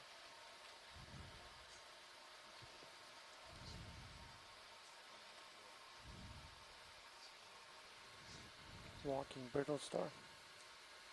Yeah, if we can take a minute to look at the movements of this brittle star. Looks like it's making a snow angel. Yeah, the way a it marine was. snow angel. Oh, look at that. It's really moving along there. Yeah, and I think on previous expeditions there have been observations of crabs eating these ophoroids and other predation events, so probably beneficial. It's not moving very fast, but if it can get out of the way, I'm curious if they ever burrow as well to avoid predation.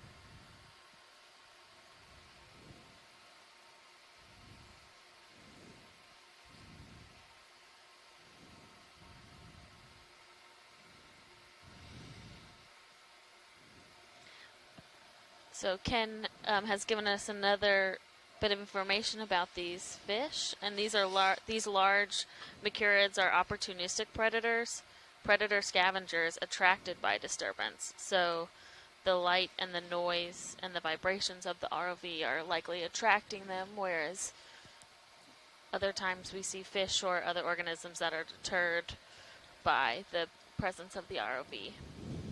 Yeah, that's quite interesting about those fish that, yeah, they come towards the whatever is making this noise and creating this disturbance on the seafloor.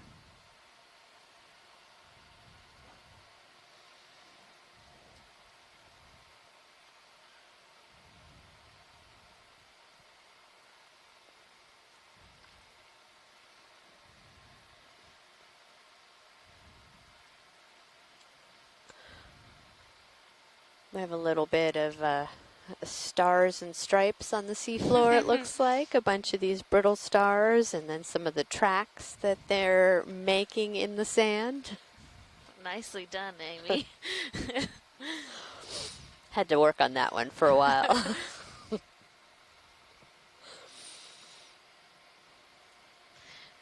Yeah, so we are currently at a depth of roughly 3,273 meters.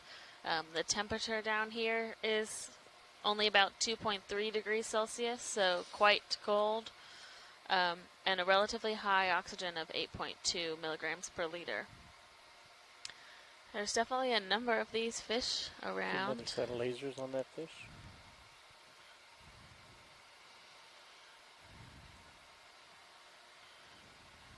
It's way above it. It's very center of the screen. Yeah.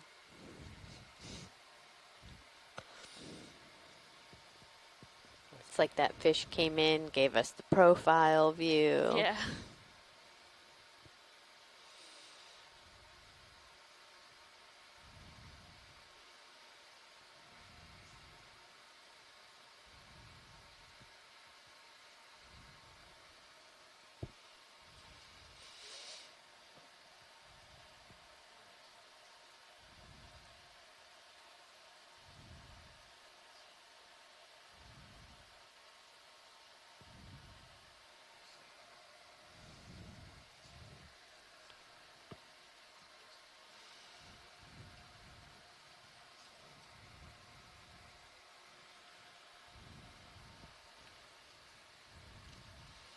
So our revised dive plan is to go up a bit of a shallow climb here, not terribly steep slope, and then kind of go up to a local high and then sort of travel westward along the top of this canyon feature, this Pamlico Canyon.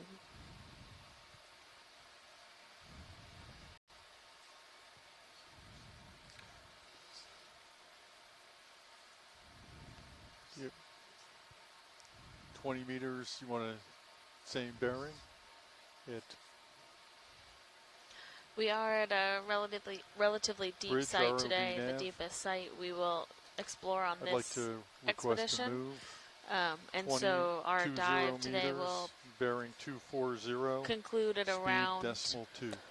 14:30, so 2:30 local Good time, copy, thank you. so that the ROV team has time to ascend and recover. Oh, can we zoom on that? Coral bottom. Oh, look at that. A coral. A little squat lobster on it too, it looks like. Yeah, or somebody.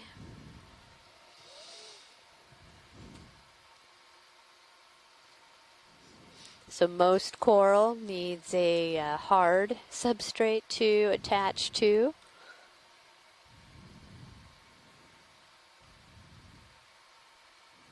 Oh, it's an ophryoid, right? Mm-hmm.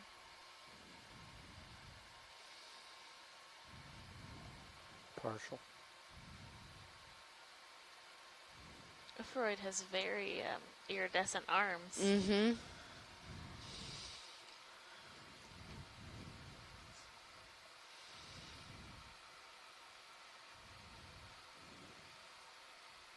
So this does look like a sea pin. So a type of octocoral that Getting can anchor closer to itself it, in it's soft sediment. no details. Um, with the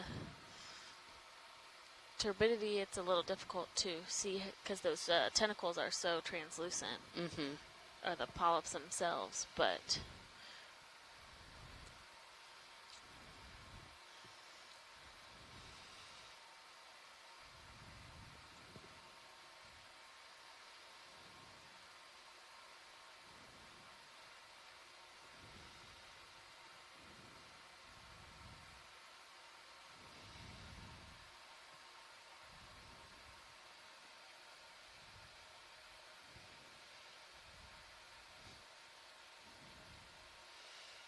Clear.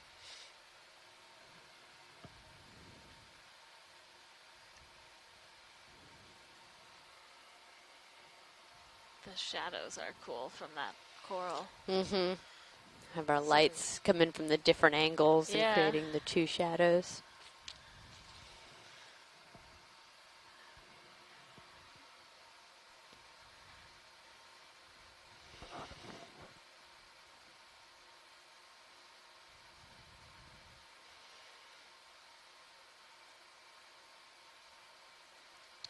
And Amy had mentioned earlier that some of this heavy sedimentation might be due to some of the local rain that's been happening recently. Yeah, it's just kind of looking at the bathymetry and kind of thinking about the regional topography that it's typical for, we're near a couple large estuaries, and so if you have a lot of rain that's coming out from those out of those estuaries, it comes out onto the continental shelf, and then that's carrying a bunch of sediment, and it kind of builds up at the edge of that shelf, and then finally it sort of avalanches down through all of these canyons and bringing with it a lot of fine sediment, kicking up a lot of sediment. Yeah, let's take a look at. Yeah.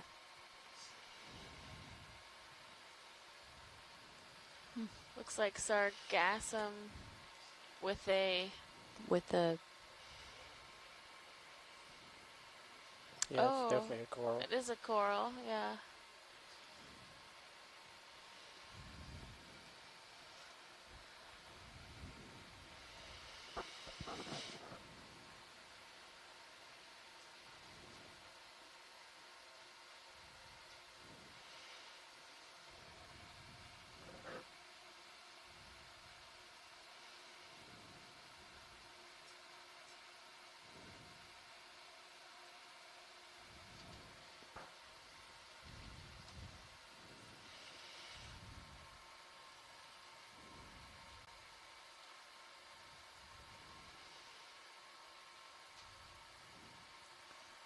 Thank you very much.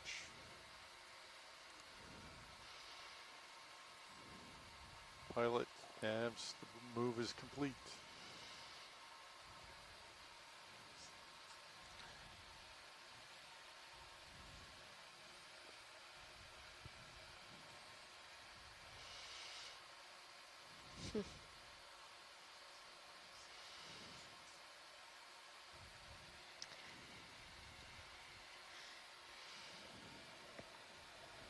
Let's go down to the base. It's up at the top right. Sorry. The base is of the corals at the top right.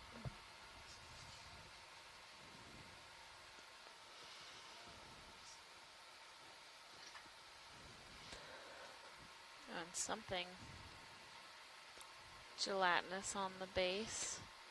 So are these sea pens again? I'm trying. Yeah, so I was curious because I do think they're sea pens, but I was trying to get a look for nodes because sometimes you do have bamboo corals that can grow in soft sediment, but it does look like these are a couple. Looks like we have 3 stalks of a similar sea pen, so as I don't see those nodes.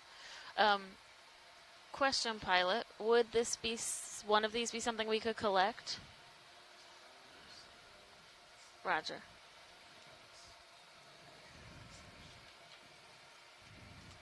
I'm sorry, what? 1655. It's complete. They called it in as complete. Okay. Okay.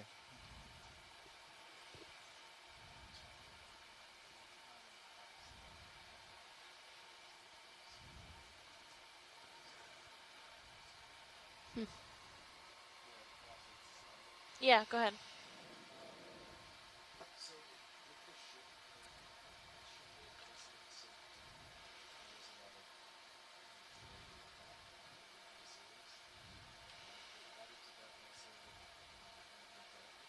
Oh, okay. No, it's fine. We can keep going. No worries.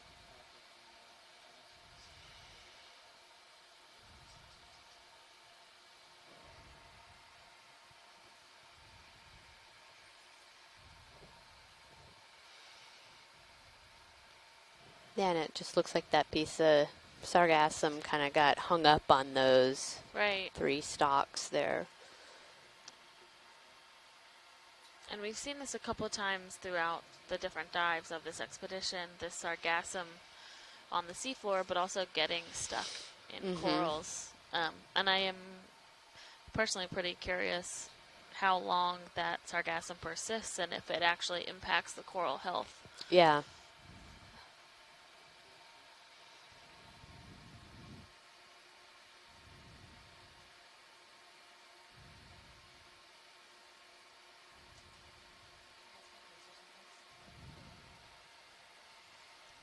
Pilot, did we get lasers on this? Thank you.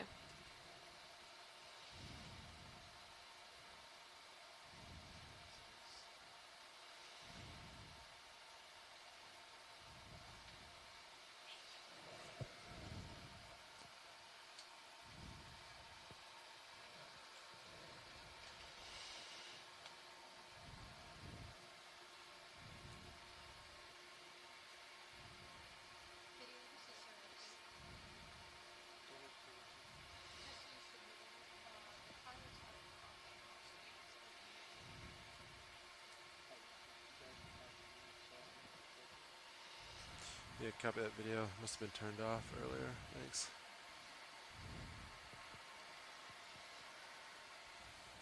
Tilting up.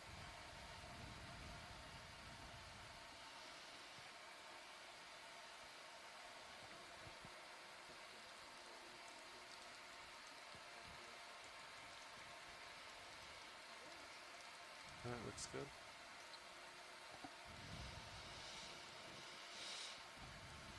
ROV nav.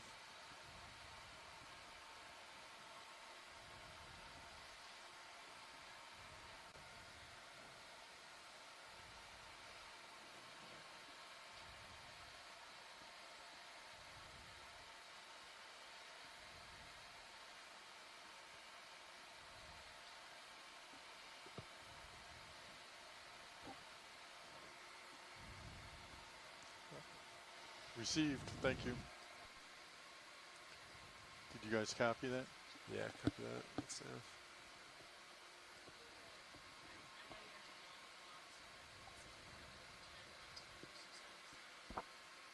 Sam. Yeah, Washer, we can do introductions. Is this a good time right now? Okay. Hi, everyone. This is the front row from this morning's dive. We're all from the Global Foundation for Ocean Exploration, or GFOE. We're made up of engineers and videographers, and we're responsible for the ROVs and all the video products you see. Sitting pilot this morning is Sean Kennison, and then to my right, Sitting co-pilot is Jeffrey Lanning. And and on to my left is sitting at nav. Jim Myers. and in the far corner is Roland Bryan at video. And in the back in the video clipping chair, I'm Emily Narrow, and we're all with the Global Foundation for Ocean Exploration. Thanks, Watchlights. I came up in altitude a little. Down. Okay, thanks, guys. And Emily.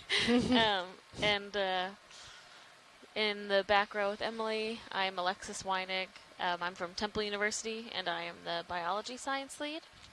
And I am Amy Wagner. I am at the California State University, Sacramento, and I am the geology science lead. So we've been working our way kind of up the coast from Florida over the last 2 weeks, and the first really 10 dives of our expedition were more around coral mound and scleractinian coral habitats, and we've transited pretty far north up off of North Carolina now to do some exploration in these canyon areas, as well as we will have a couple cold seep dives coming up, and then we're going to attempt to find some underwater cultural heritage sites. So we'll be doing mapping. The ship is always doing mapping during the night when the ROV is not in the water, but we will specifically be mapping in areas looking for potential shipwrecks. And this is year 10 of the NOAA Office of Ocean Exploration and Research, the Okeanos Explorer that's operated through the NOAA OER office. And this is also the 100th expedition. So lots of celebrating to do this afternoon. Has been super good lately. With the Z-bias though. Yeah, you Does that mess it up? No, you should be able to do it. Yeah, I was curious if it would work. Just rises about 1.5 meters, and then it starts fighting its way back. Okay, yeah. I don't know why.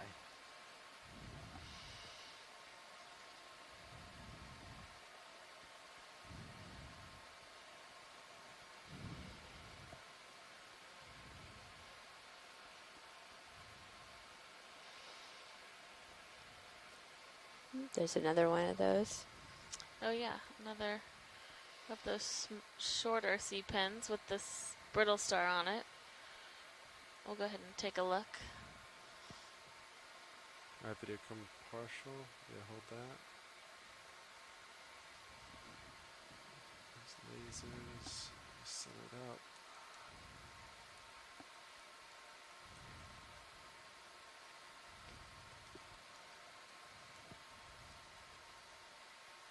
Alright, video, you can come in more.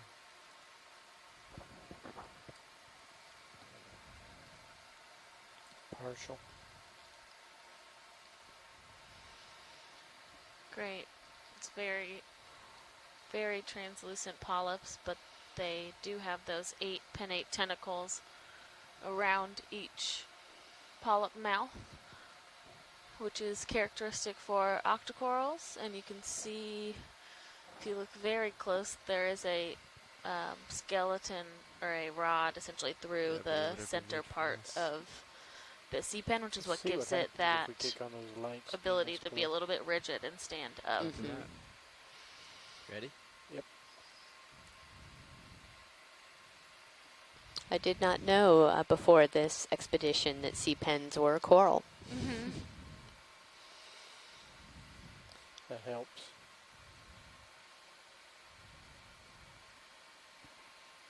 Let's go full screen.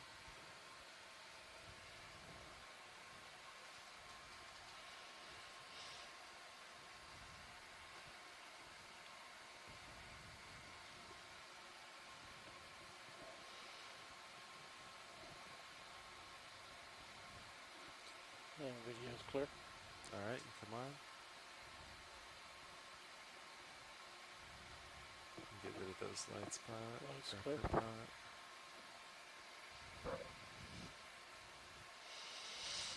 Lights off.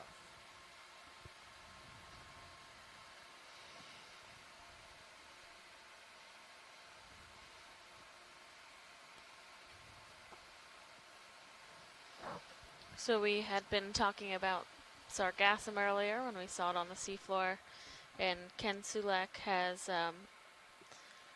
provided us with a study that was conducted in 2008 that showed that sargassum is eventually broken down, and that stable isotope studies in the Gulf of Mexico at least revealed that at least one species of soft coral within the deep sea was utilizing dual carbon sources, one of which coming from sargassum. So that is interesting to know that they're able to feed on that material as well as the marine snow that is around them in the water column.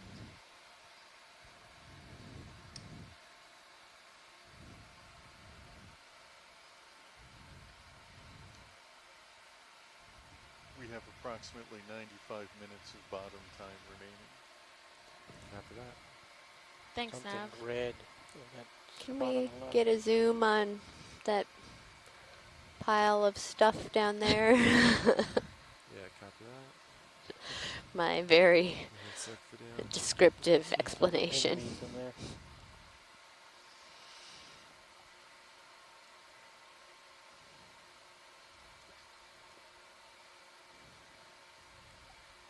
Alright, video come partial.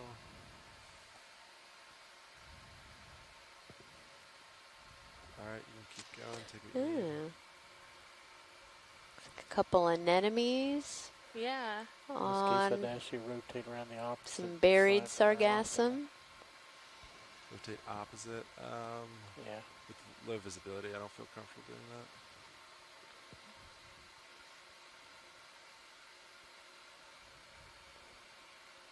I'm curious if there is something more rigid, though. It's interesting that those anemones would Yeah.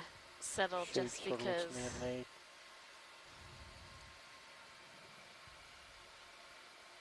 Let's look at the top curve.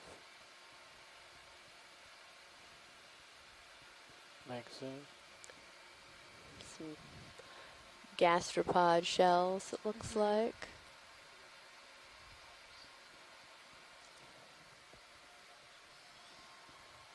Oh, yeah, it might be a sponge, actually, on the very top point of that.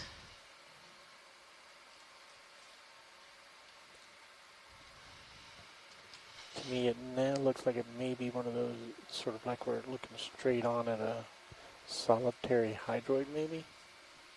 That's a video description, by the way. Video, sorry, are you talking? I was talking on the science channel. Oh, okay. Yeah, it's not a solitary hydroid, but Tilt up.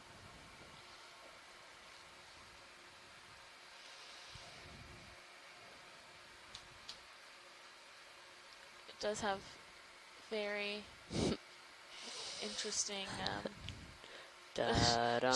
yeah, the shadows of that fish.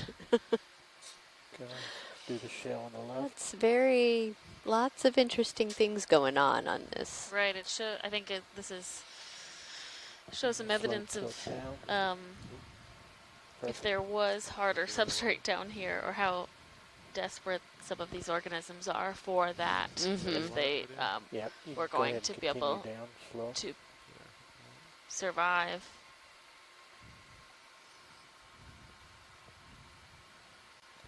And we'll pull for a full screen. Copy that.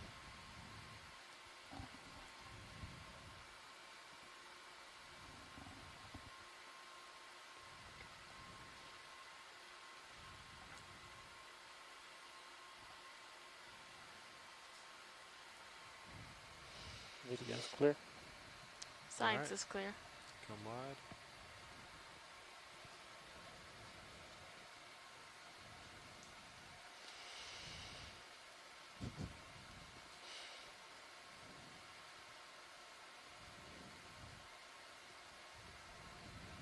Can we get lasers on that guy?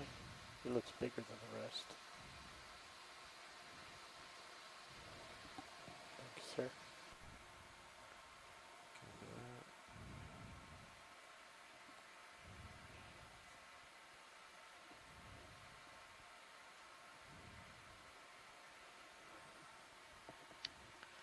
I think those larger fish are going to be our companions throughout the rest of this dive.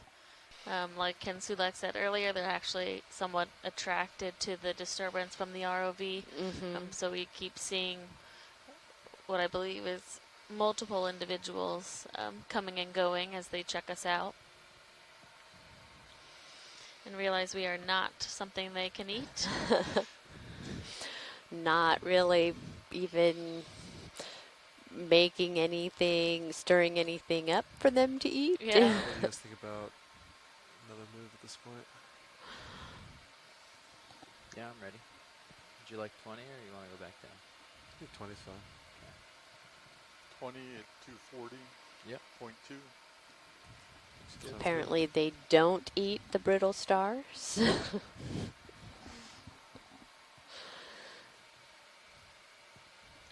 Bridge ROV nav. Looks like another holothurian up there. I'd like to request a move 20 meters, bearing 240, speed decimal 2. And it was relatively sedimented yesterday Good as copy. well, Thank you. and we did not see any sea cucumbers. Yeah, which Which- was an interesting observation, that because these are quite common on these nice soft sediments that they can travel along and hoover up Find out. the sand.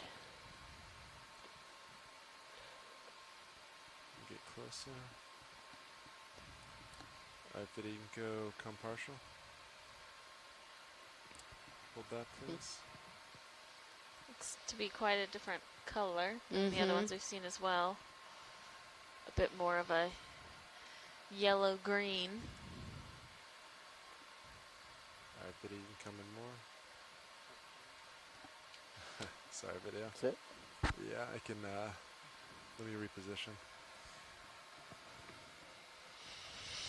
I see it back up a little bit.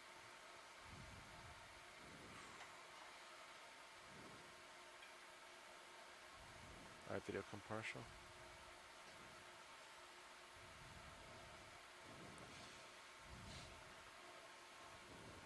Yeah, dust is gonna hit you.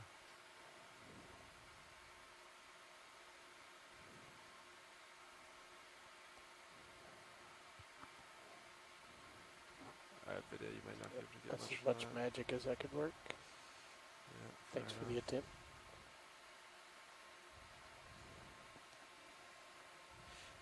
Facing the right way, you're just off above a little.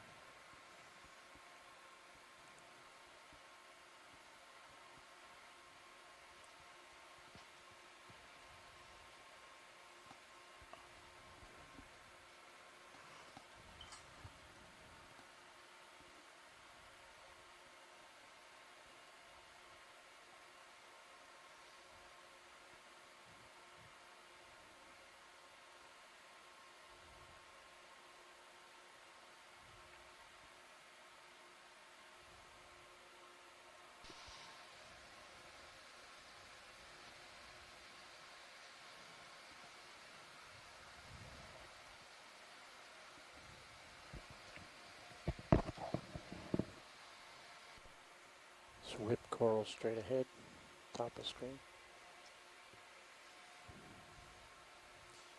Yeah, copy that. It's in reach. Is it? I Hard to can't tell. see. Yeah, I'm not sure. We'll do it slow. Let me know if you think otherwise.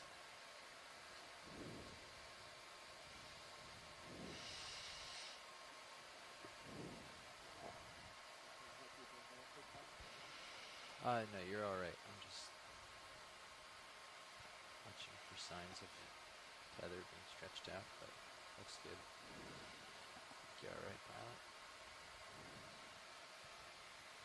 Alright, Video, come partial. Okay, gets So it looks like a sea pen skeleton that is left with some sargassum growing on it. Or not growing, sorry. It's caught large on it. coral at the bottom. Yeah, alright. And then Oh, or we have a couple small polyps there. The pink tissue. But largely a bare skeleton. Okay, video's clear. Yeah, that piece of sargassum looks like it's been down there a while too.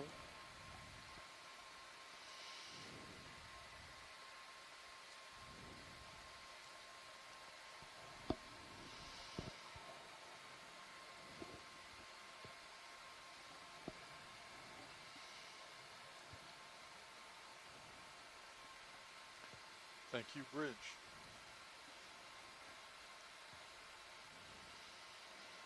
Pilots, copy move complete. Copy that. Thanks, Thank, Nav. thank you. We have a couple burrows here. We're not quite sure who might be inhabiting those.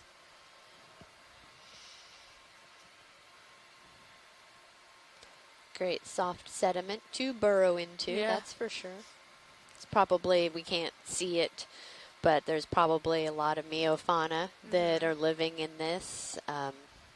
Again, probably a lot of organic material that's flowing down this canyon, settling down here. So lots of good stuff for these organisms that are living in the sediment to feed on. Absolutely.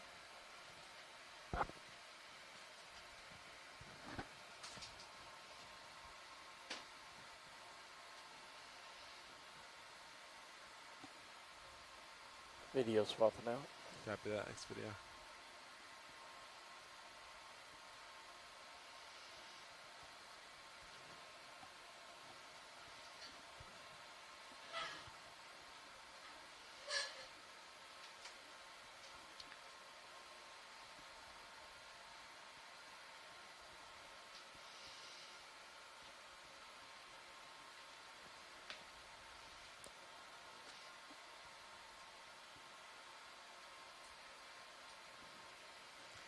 Some of our friends we've been seeing throughout this dive. We have a couple sea stars and another one of those large fish and a sea cucumber.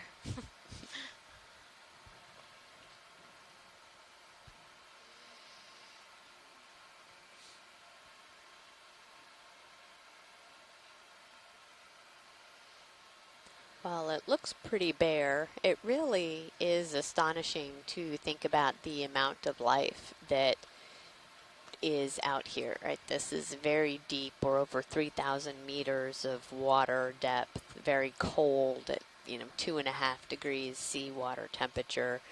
And, we are seeing a lot of these brittle stars. We're seeing some of these potentially coral sea pens. We're seeing a lot of fish, sea cucumbers. Right, and we've said before there is a lot of life that's within the sediment, so we're not able to see it now, but there are a number of scientists that study the organisms that live within the sediment, and generally in order to do that you take what's called a push core. So it's just a tube that you push down into the sediment, and then it vacuum seals essentially, and you can pull it back out, and you have a known volume of sediment that you then can section and look at the diversity as the sediment, as you go down in the sediment. Yep.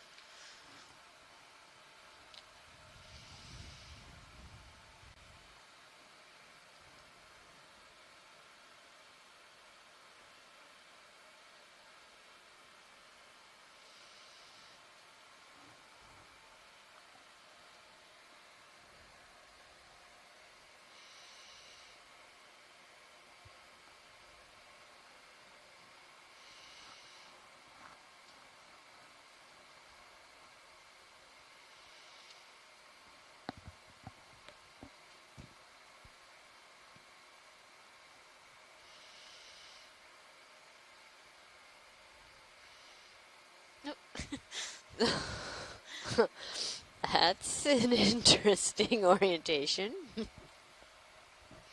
Looked like he was laying on his Yeah, side. that's what I thought too.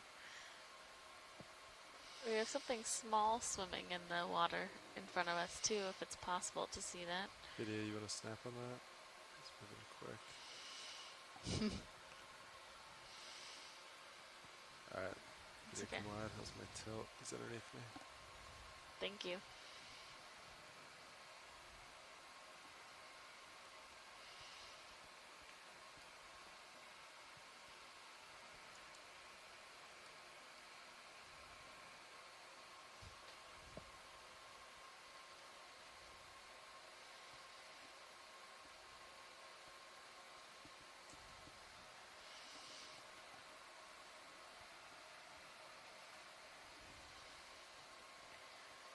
And so the original plan for today's dive was to drop down to the base of this part of the canyon and work our way up a relatively steep sloped area. But when we reached the bottom at around 3,500 meters earlier today, it was very sedimented, there was a lot of turbidity in the water, so it made ROV operations difficult, as well as just difficult to see even the seafloor right in front of us. This looks like another holothurian. So another sea cucumber. We haven't seen them moving zoom in if you very quickly, which they don't generally move very quickly, but you can see them scooting along the seafloor as they're processing the sediment. But a number of them that we've seen today have just anything you need for this video? kind of been hanging out. Looks like it has the ability to like change its skin. Yeah. We did see one earlier that transitioned from feeding to swimming. So they kind of push themselves off the seafloor and have a What are those called? back and What are they forth called? But they're undulation that basically allows them to swim up in the water column. Patches of ink, and when they flatten the pouch and spread it out, it makes it dark. And vice versa. I wonder if that's what that is, or if it's just spotted. Yeah. Viddy, you want any other shots on this one?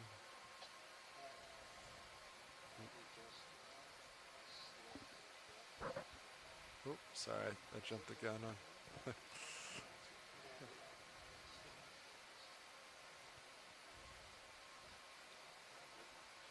Yeah, I'm surprised we don't see it even just moving a little bit as Yeah. it's kind of feeding on the sediment.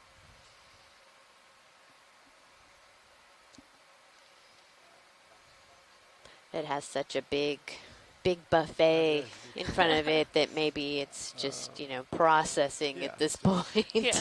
It's in a food coma. Like we will be after our 4th of July barbecue later. That's right.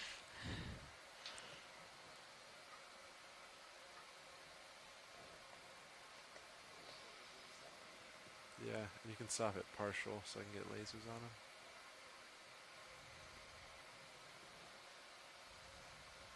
Alright, hold that. Alright, looks good.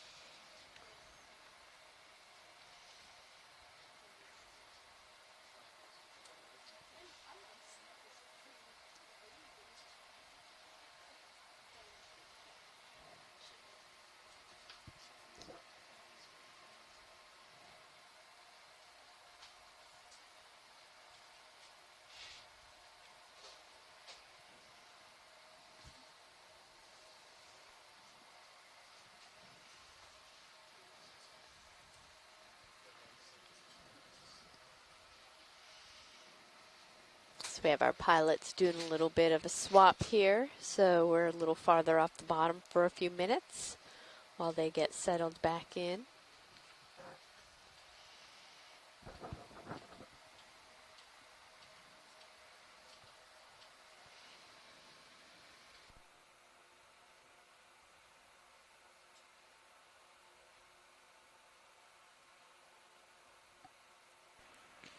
Okay, back in action.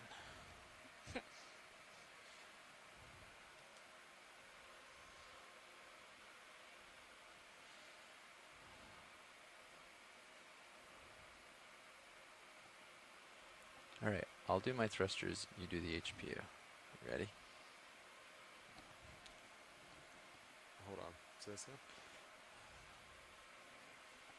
I'm gonna hit the button, then you give it like count to 2, and then try the HPU. Okay, copy. You ready? Yep. 1, 2. Go ahead. Try once more. One more time. Darn. All right, it was worth a try. Thanks. It was a good effort.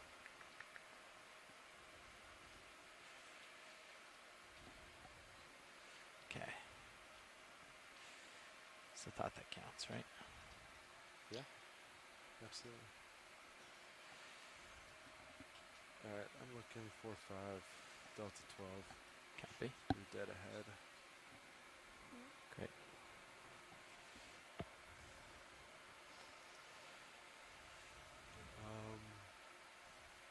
Nav, when was the last move put in? Is it The last move ended at 1721. Began at 1717. Looks like we have a small C pin just below center. Copy. We can take a quick look. So maybe after this one pilot, we might be ready for another Yeah. move. Okay, video, come on in.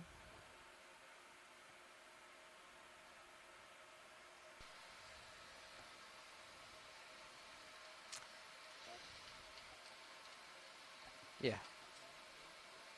Come down a little.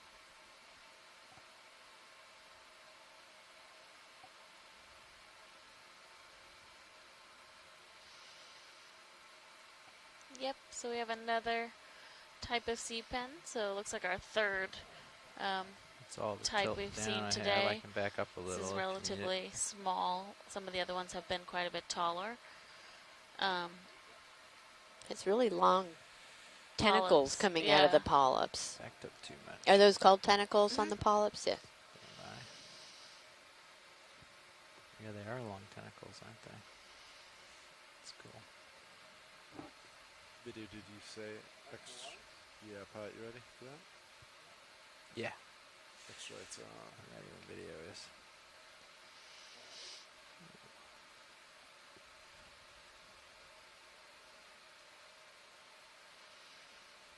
Beautiful. Mm-hmm.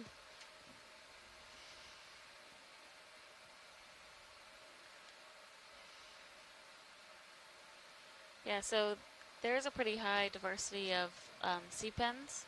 There's a number of different genus and species, and we often are not diving in soft sediment areas, so we don't get too many chances to see them.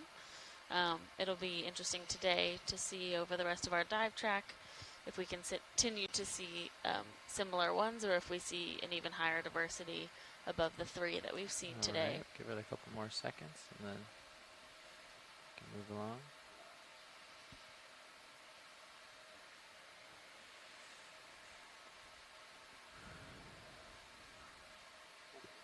All right, picking up. Lights are coming off.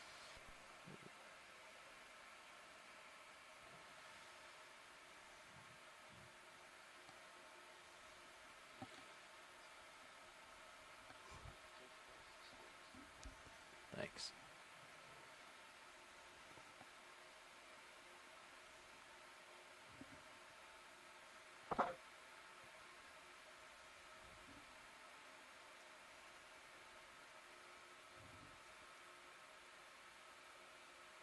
There's something just to the right of Oh, yeah, right I corner. see the crab there, Yeah, it might be a little hermit crab.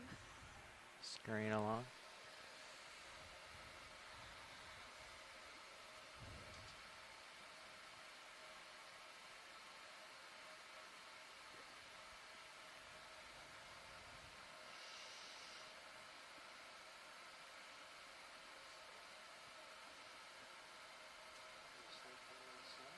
Sure thing.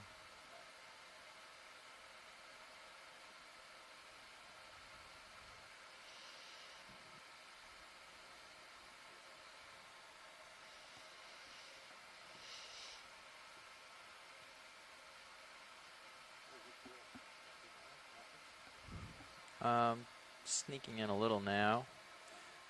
Should be slowing down on it though, so let's come center. Thanks.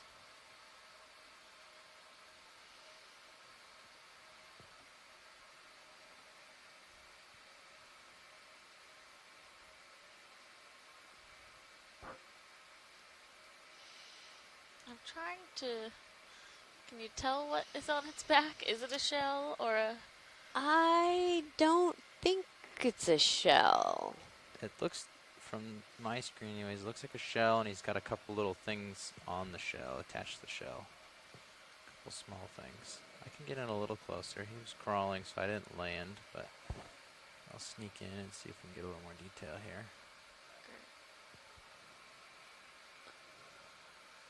Yeah, the way he's moving doesn't look like a Right. Yeah, right. typical Just hermit crab. close. Oh, he's going to turn Okay. around. Oh, yeah, I guess he did scoot into it, didn't he? He's turning to face. Yes. He's like, what are Oh, you there he doing? is. Yeah, you can see the detail now on the Yeah. left Yeah. there. So it is a shell, but there might be like some sponge or some Mhm. anemone that's growing on that shell, like Pilot Yeah. said.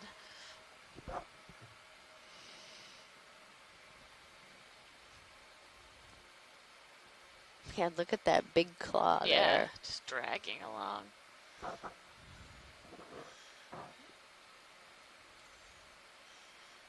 He's just kind of looking at us like, do you mind? This is my sediment field. Don't That's you know right. it's not nice to point flashlight in someone's face? That's right.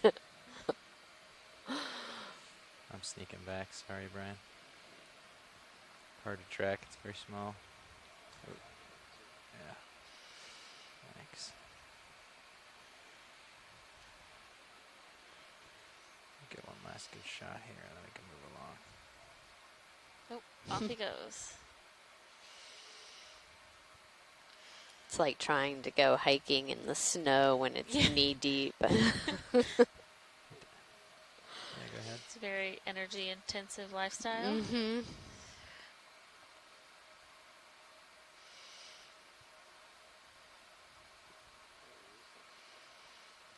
That's great.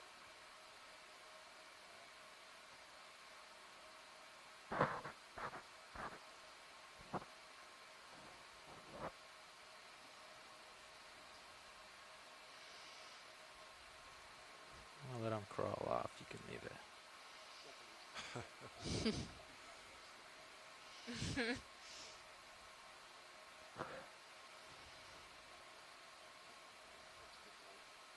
Copy.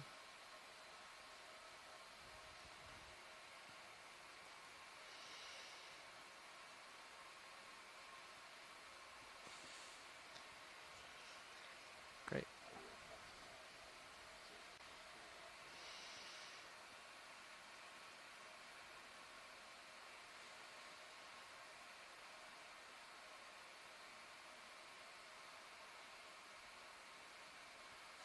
Hey, video. I'm kind of losing the tether on the Sirius cam. Is there anything else potentially doing? Yeah. It's okay if there's not, but if there is, I can bring it around for you a little, just so you can have a look.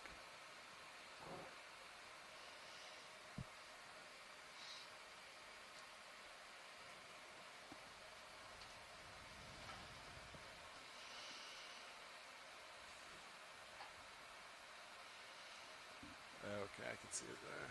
Yeah, thanks video. I had the Titan lined up on it too, on the left. You know what? It lost it Oh, in the or I couldn't make it out, so Yeah. I moved it gotcha. to match D2 up. It's alright. That's right. So, Just as good. yeah, I can't see anything on the side of it. Alright. Yeah, that's good. Thank you, video. I'm going to turn back into the current now that we see the tether's safe. And continue on.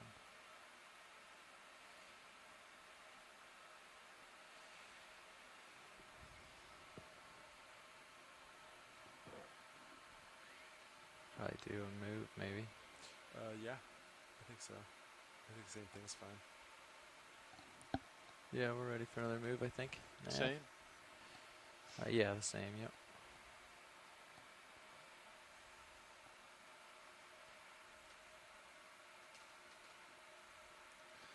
Bridge ROV nav. A little bit different. I'd like to something request here. a move. 20 meters, Just come in bearing partial video, see if this is 240, of interest. speed decimal 2. Might be just some sargasm or something. Good copy, thank you. Thought it had legs, but I guess it's just branches of I don't know what. Yeah, it looks like sarcasm with some Yeah. thing Little stuck bulbs. in it.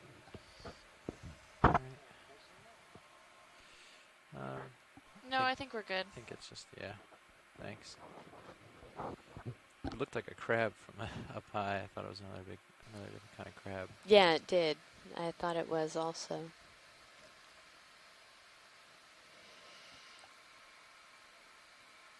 Hey, Pod, I think you're getting out there a little bit. Okay. Hang tight.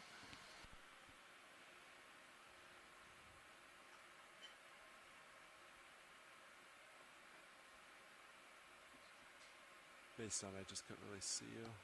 Yeah. You're just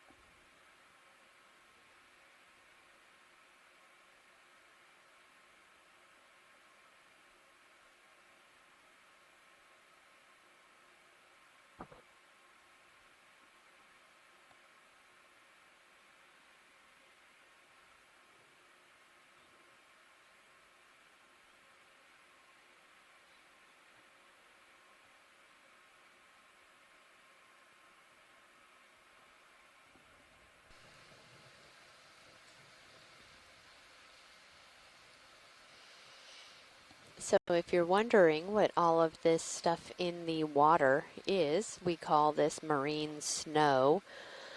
This is debris that falls through the water column. It's typically a lot of organic material as you have the breakdown of living organisms higher up in the towards the surface of the ocean.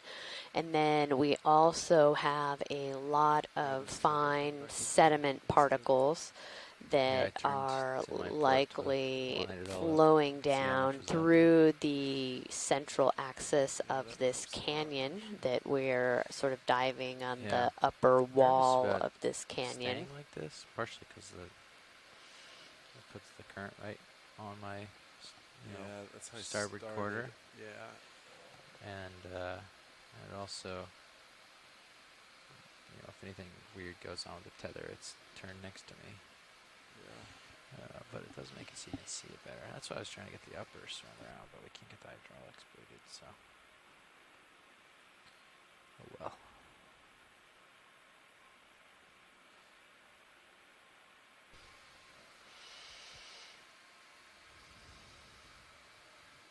Starting to feel that move, you think, or is it hard to tell? It's very hard to tell. Yeah. On high pack, it looks like we haven't started yet. And we can see that there has been a little bit of a pickup of the current down here. You can see some of that sargassum sort of tumbleweeding across the bottom.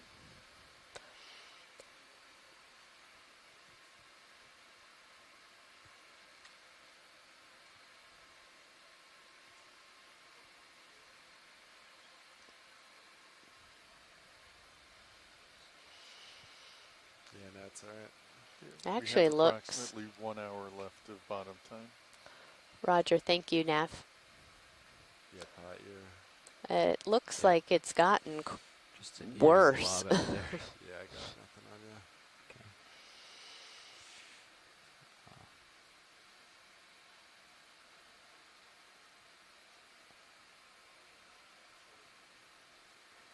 I'll turn left again for a little while so we can keep an eye on the tether. Yeah, copy that. I'll be looking downhill a little bit, but it's pretty flat. Won't matter too much.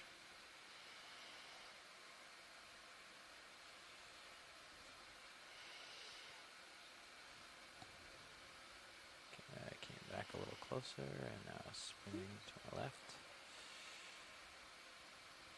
And the tether into view. There you go, you can start to see the tether.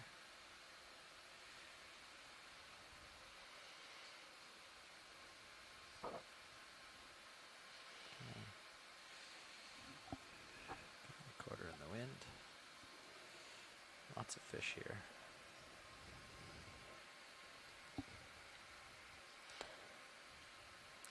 These fish look very expectant. Little tornado.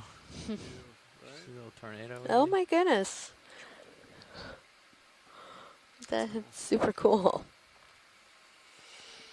It's a good view, Tyler. Okay. Yeah, I'm like looking back at you now. That's why right so good. Come back around.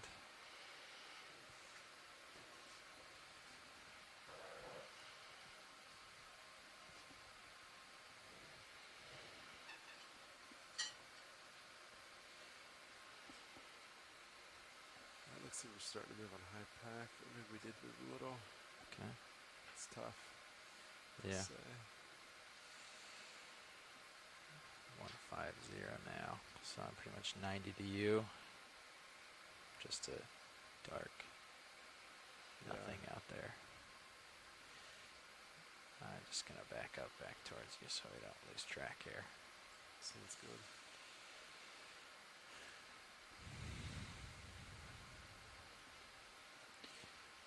Got a little far away. Watch lead, I'm gonna have to back up. You can see the Sirius cam, we're pretty much gone. Yeah, that's fine. So for safety's sake, I'm gonna come back Absolutely. and get a little bit closer to the realm of Sirius's camera.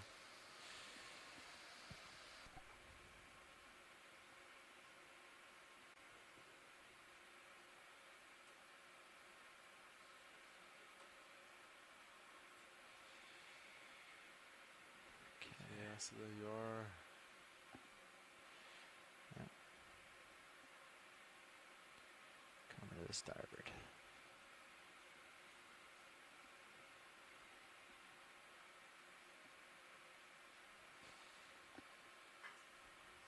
So I think if I leave my camera at 45, and you try to stay centered in it, and then if you go out of it, that's kind of when I lose track of you.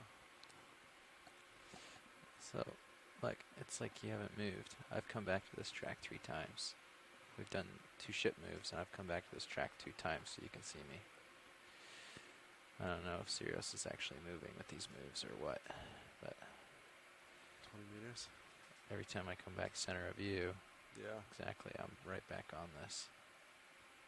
So, I don't know that we're making much progress as far as ship's considered, or as far as the layback's considered.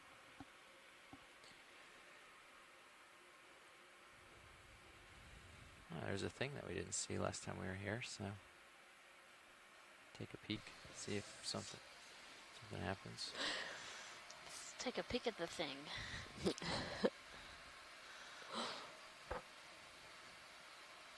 Thank you, Bridge. We'll get a look at this and then see how the ship move does. I'll be your reference for now.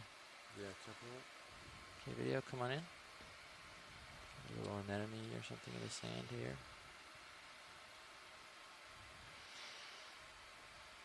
Yeah, it looks like possibly a tube anemone. Yeah, if those 2 rows of tentacles, is that? Yeah, and they're able to live in like these soft A little bit, sediment yeah. areas Kind of like because this they create framing a tube for that they now, can but I can tilt down for a retract tighter back shot in a into. second. Mm-hmm. Time is on our side at the moment. Yeah. Yeah, being in these really high current areas of the canyons, they need to have that, you know, Tilting down, centering up. when a avalanche comes barreling down to be Try the able other to lights next to is retreat yeah, into right their away. tube. Let this try this out for a second. Copy.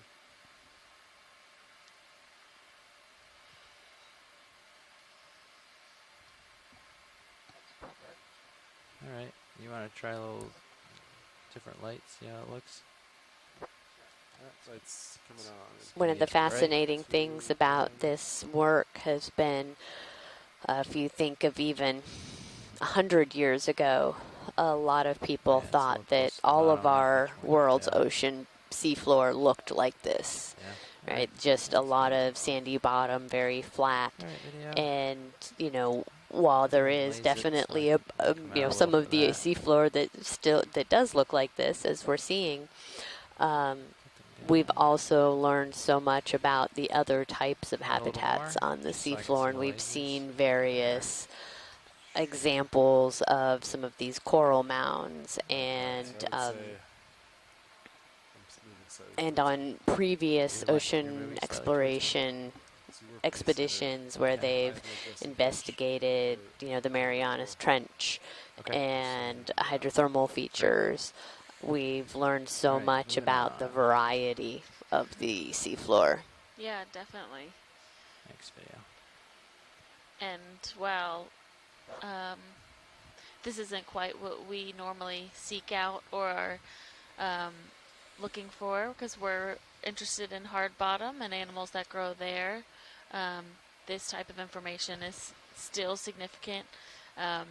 This is yesterday's dive and today's dive. We're still on and within canyon features, which generally are thought to be hard bottom. Mm-hmm. And what we're seeing is that when we get to these kind of deeper depths or kind of the farther out portions of the canyons, there is a lot of this sediment buildup, not only just on the top or in the canyon valley, but along the walls as well. Yeah. So that helps us understand the structure and like population dynamics of some of these. Yeah, what's that?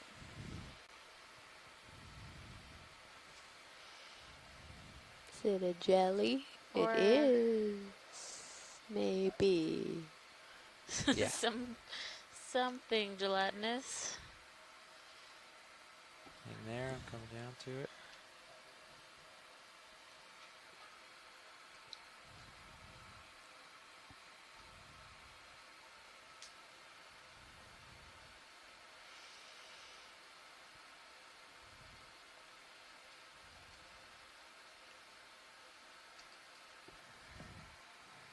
Closer to the bottom here. Yeah, we're losing our dark background. Try to get the detail. Wait a second with it.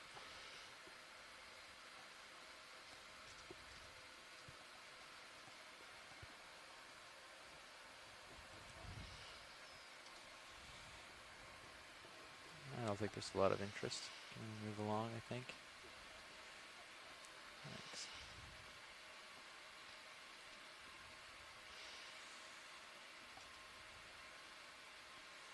Something big above me. Same fish? Looks like the same fish, yeah. Yeah, looks like it. Okay.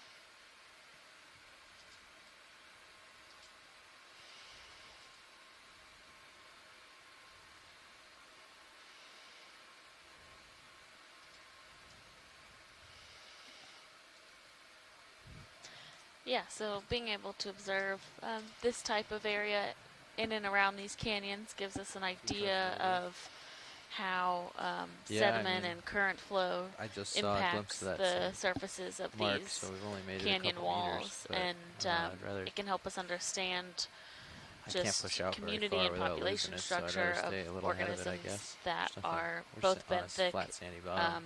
on hard bottom as well We as can't sample, so on it's not like we can stop for very long. on these So- soft sediments. So it's a little bit different than sometimes what we're so yeah, looking same for, thing. but it Yeah. is Keep 'em no coming. less informative as Matt, far we'll probably do as the same move us again. being able to characterize You're all these set. sites to a more complete extent. Yeah, absolutely.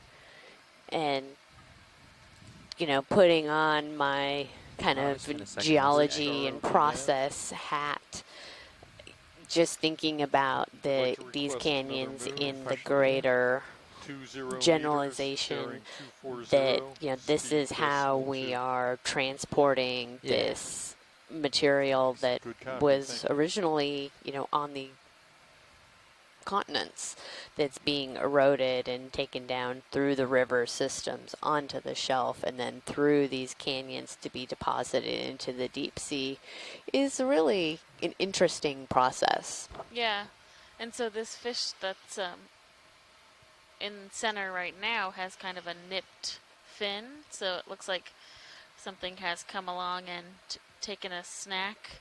Come in a little tighter. And Ken Sulak earlier It's had good like said that that. the large lizardfish, Bathysaurus, with its toothy alligator-like jaws, is good at nipping at the tails and the fins off of these macurid fish. And that also the large black halosaur, which we saw on a previous dive as well.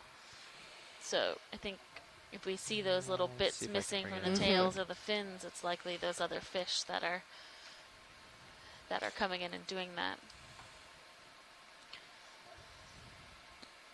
He's out there a ways now. This fish just wanted I'll to give it a have, you greater know, one of shot those if we get buzz tight. cuts. That's all. Alright, I think we're good. Yeah, I think we're good. Thanks. Something on the bottom there. Yeah, Take a look. take a look there. Yeah, go slow for me. I'm going to sneak in and light it up. Just getting closer. A little closer. Yeah, what Coming is down. that? It's another seat pen, I think. It's Yeah, I just think bent Oh, is it? over. It's hard to tell. Kind of probably, yeah, the current seems to be tilting Okay, these over a okay. little bit. Easy Okay, off, coming gotcha. down. Yeah, come on in.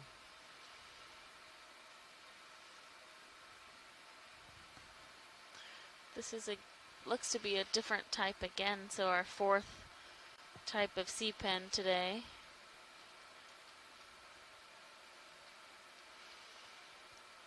We'll see if we can get a nice close-up of what might be at the kind of where the polyps meet the base. There's an interesting coloration. Yeah, we can get close up on that. Let me Thanks. come around that side.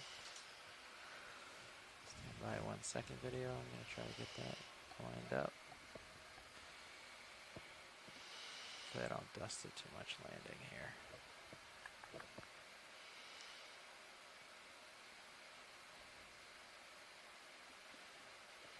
Yeah, come on. Yeah, come on in. Rising, sorry. I was reading a little bit about the sea pens, and they're named for their resemblance to the antique kind of quill pens with the feathers on the stalk. It's really But there's fighting here. actually only a small stand by. group of them Coming in that have closer. that sort of feathery feature that I guess a lot of them The, are current's more pulling the like just tether kind around, of just really yanking my head. clubs Just that are trying to sticking out of the seafloor. Get close and line up. Here. There we go.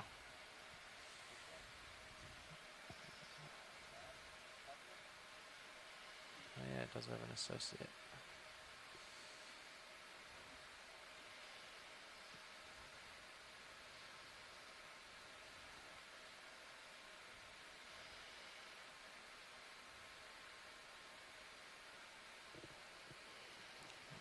spot. I'll try to land here.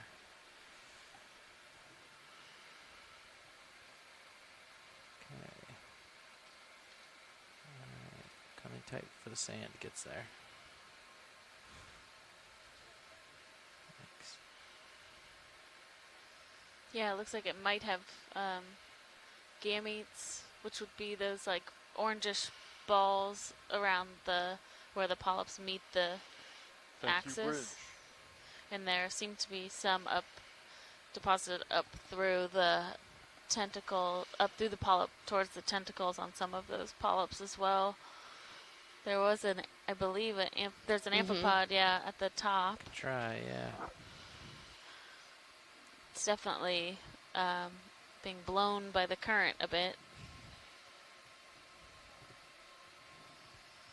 And Scott France has joined us from the University of Louisiana Lafayette, and it says it has taken advantage of all the food in the water column and is ready for reproduction. I believe that's true. There's not much else around to compete with as far as capturing all those particles out of the water column.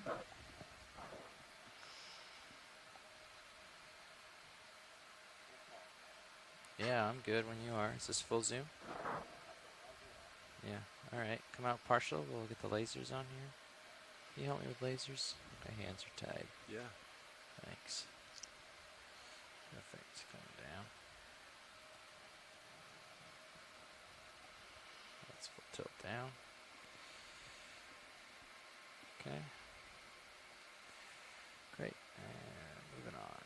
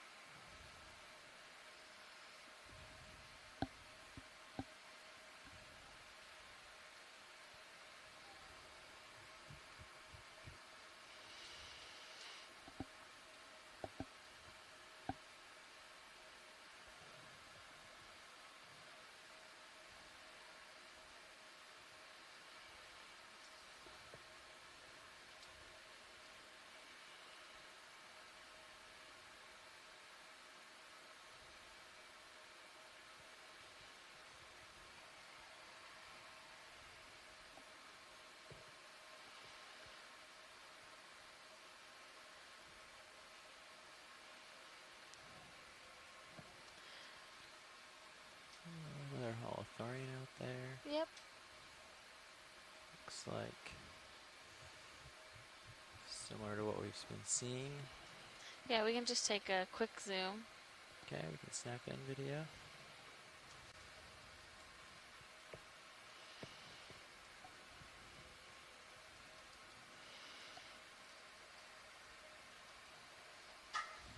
Hey Nav, can you tell me what the that vector is on your left screen?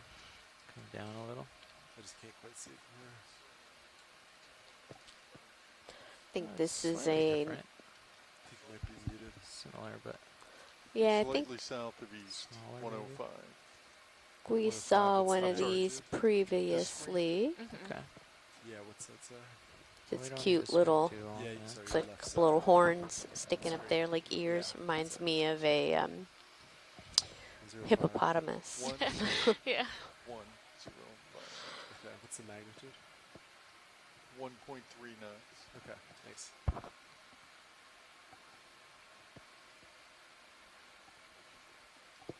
Alright. Got some time with this guy. I'm going to come back around to middle. Off we go. I'll get the lasers on. Come on out, video. Yeah, just scan them once the lasers. Gotta catch up with the train. Great.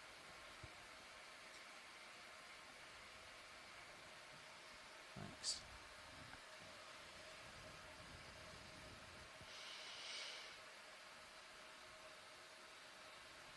So we are currently at the ROV D2 is at 3,266 Definitely moving a meters. little bit. Great. We are on Yeah, still Pamlico stay at Canyon, 45. and today was Perfect. planned to be our Lead your way. deep dive into a canyon. When we reached the bottom earlier today at around 3,500 meters, there was a very dense turbidity layer, and it was Okay. determined that it was not quite safe for Facing operation, south. so we Rising um, along. towed the ROV up into the water column a bit and onto the top So I said of this feature, Said which is I'd turn why it's a south bit and I'm more gonna move flat this way than a our little bit. original yeah. dive track, where we would have been Does it working looks good? upslope. And Let me see. we are traversing over this area now towards a little higher slope. Maybe we'll get to about 3,250 meters. And it's a day where we will have a shorter dive due to our deep depth, so we'll be on the bottom for about roughly another 30 minutes before ascent begins. And we have been seeing a number of these fish, these larger fish that were identified by Ken Sulak as these choreophenoids, and we have seen these white brittle stars along the seafloor throughout the dive. We've seen 4 different types of sea pens and a couple types of sea cucumbers. So quite sedimented. And a hermit crab. And a hermit crab, yes. Pretty sedimented, but still interesting to get a view of what this type of habitat along this canyon crest is, and how it's different from some of the previous work we've done in Pamlico Canyon up around 1,300 meters, where we did not see this level of sedimentation. And going up along the walls, there was ridges with a number of corals on the overhangs, as well as associated fauna.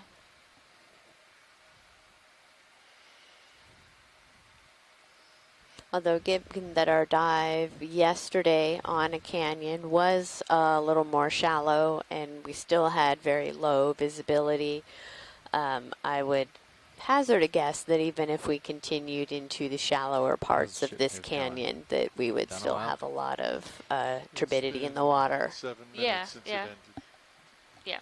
But I'm just saying that That's when we've done Oh, yeah, work in yeah. this canyon Get another previously one, yeah. at 1,300 meters, we did Yeah. see relatively higher diversity. Yeah, absolutely. I'd even be happy to Bridge ROV nav. pump it up. I'd like to request a move 20 meters, bearing 240, speed decimal 2. Good copy, thank you.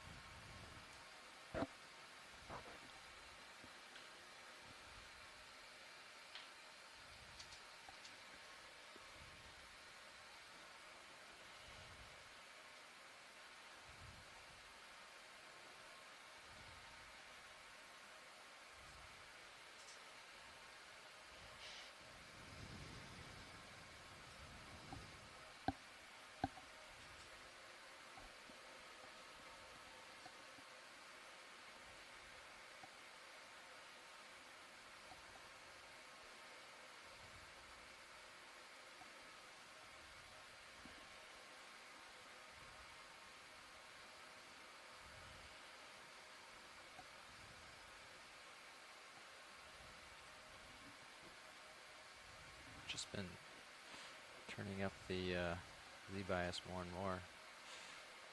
So I set down. It's like a What are you constant. at now? 24 almost. 23.9. Yeah, it's high today.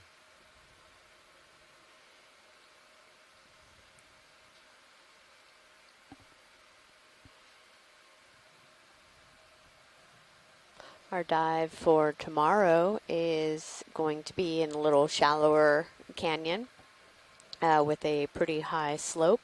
So hopefully we'll see some features like you were just talking about with some more of this kind of exposed canyon wall and hard bottom Yeah, even if I just surface. let go, it still rises up 1.1 meters. Like, just mix right up.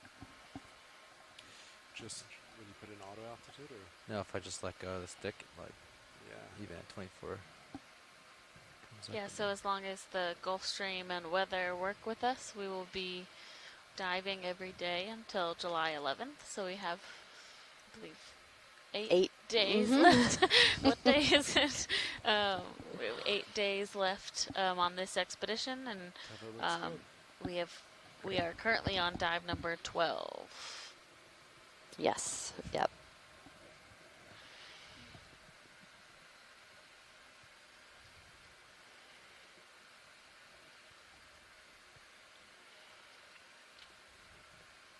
Which is pretty good. We had planned to dive every single day of this expedition, so 21 days, and we have missed 2 days due to current and some transiting, but overall we've had really fantastic opportunities and weather on this expedition. So we're working our hardest to find good dive locations that are going to be outside of the Gulf Stream where we can continue to dive. did you come up at all? No, I delta got. I did a couple meters. Our mapping team has been doing a lot of hard work and a lot of hard work on the fly as well as we are making changes left and right. Down a little bit. I just didn't know if I was going downhill there or if, like, sinking a lot, or if you had come up. I don't. I didn't see you touch. Yeah, I didn't see you reach over there. So I was hanging out around 13 altitude. So Alexis, can you tell us a little bit of how you got interested in deep sea coral ecology? Sure. Yeah, so I am a PhD candidate at Temple University, and I work in a lab that does a lot of just deep sea ecology in general, but I focus on deep sea corals. And when I was an undergrad, I did my undergrad at Florida Tech in biological oceanography, and I had a couple classes where we started talking about deep sea organisms and the adaptations that they can have, and I became really interested in organisms that, or classes of organisms that could live in both shallow and deep water. So I went into a master's at the California Academy of Sciences, where I worked with Gary Williams, who studies mostly these sea pens, but a lot of That the other last soft move already corals as finished? well. And I Negative. started looking at some of the axis, the elements that are Or in at the least they haven't axes called it in. of octocorals. So do the elements that you see in certain families change from family to family, or does the elemental composition have anything to do essentially with the phylogenetic relationship of those different families? And really what we concluded was that no, the elemental composition is not something that is heavily manifested phylogenetically, but it's more of the condition of the water that they're around and the type of axis that the certain octocorals are forming. So there's essentially 3 different types of axes that can form. And after starting to work with Gary, that was a lot of museum specimen work. So we were working off of corals that had been collected from around the world by various people.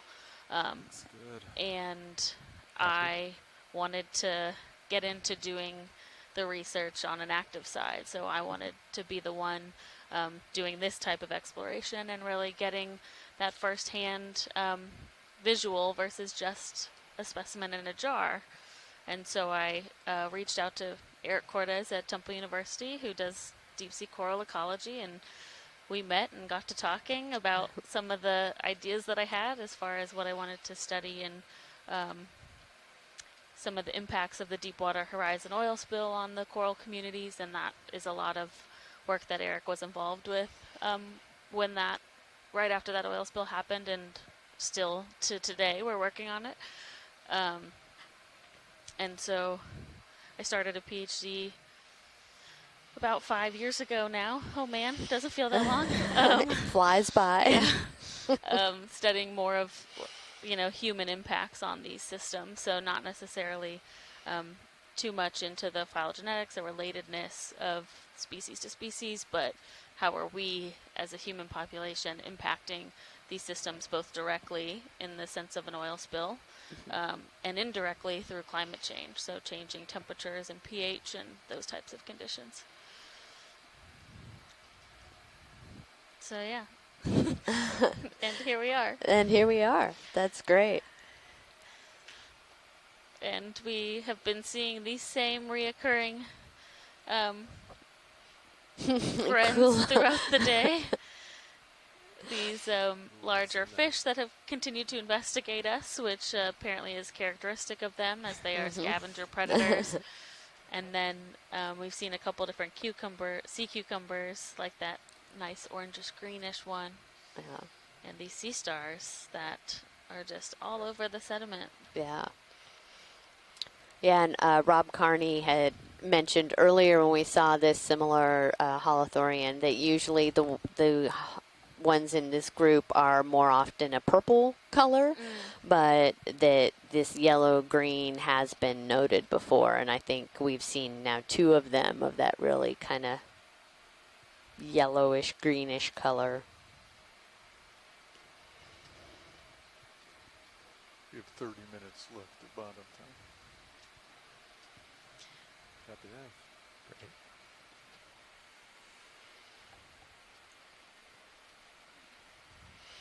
Yeah, and Rob says that that's a Benthodides type.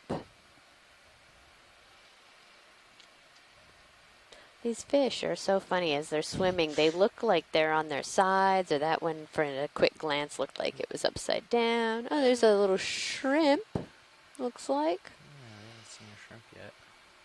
Maybe you did and I missed it. No, we haven't. You're right. Or I also missed it. Just trying to figure out his pattern. I think he's trying to figure out his pattern. Okay, come on in, video. Dancing about. Do what we can with this.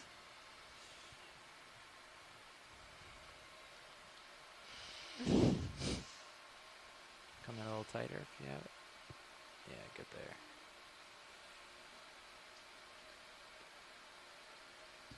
Can't go down very much. Whoa! He's doing some fun little curlicues. Mm-hmm.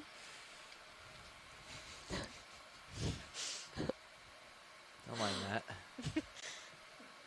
He might be evading us. Yeah. Mm-hmm. Thanks. Nice.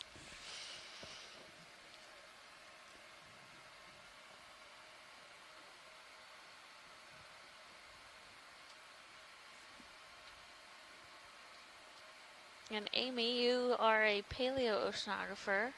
Is I that am. what you originally set out to do? Or have you Oh, worked goodness.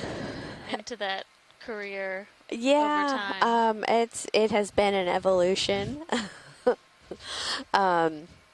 I started way back as a marine biology major in undergrad, and I quickly realized that while all of these organisms are really fascinating to me and I love learning about them, I was much more interested in the processes that are affecting them. So actually studying the ocean and, how do changes in the ocean kind of influence the things that are living in it or affecting our, global climate.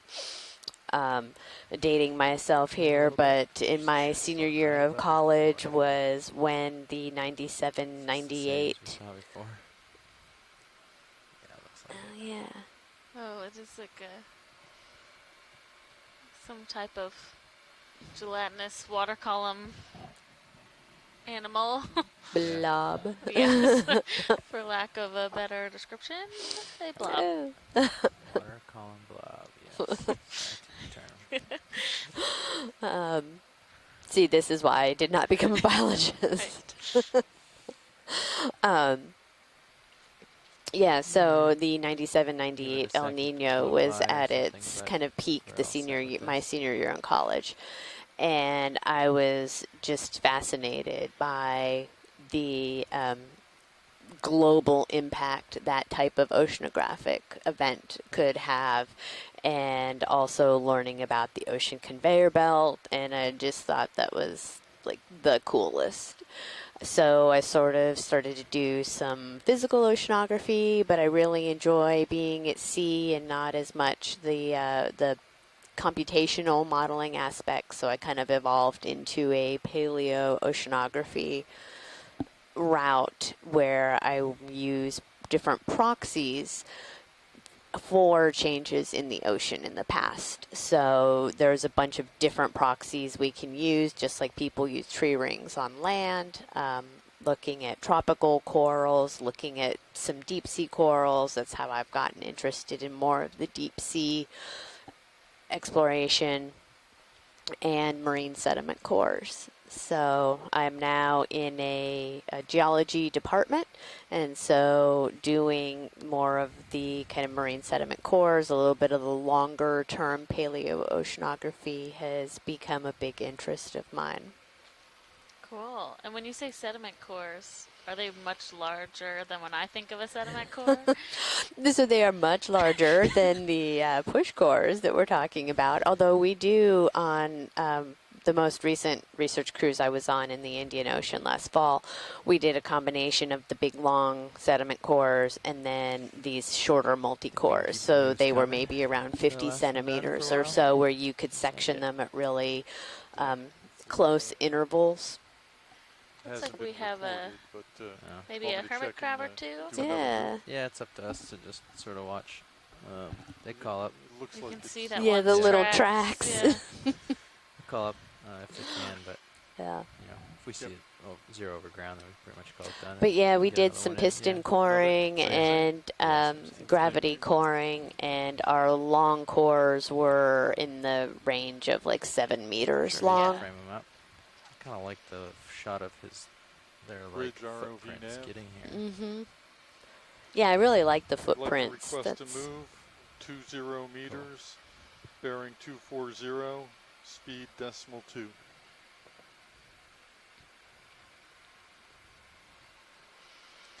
Now the one on the Good right copy, thank you. that's moving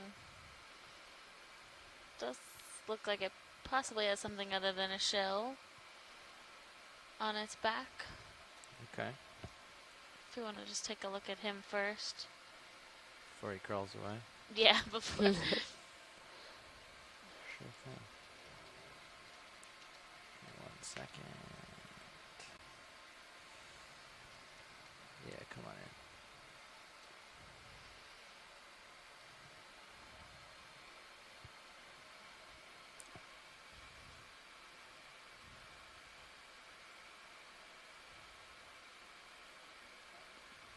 Yeah.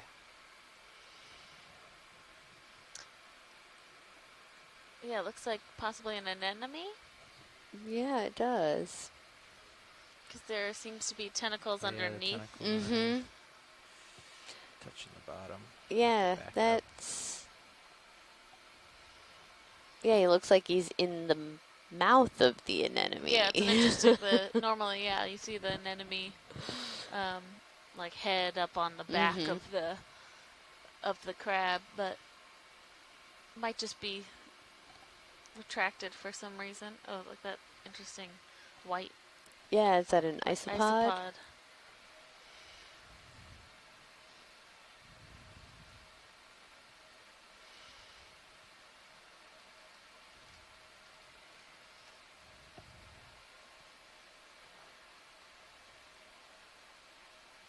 Oh, look at how like iridescent his little Yeah, that feeler. feeler is. He's making his own fireworks for July 4th.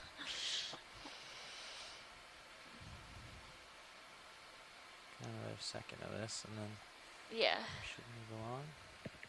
You can really see how Maybe mucky this one this will silt crawl out. is here too, as it sticks to the I'll let you get ends of the focus. legs of that hermit crab. Great.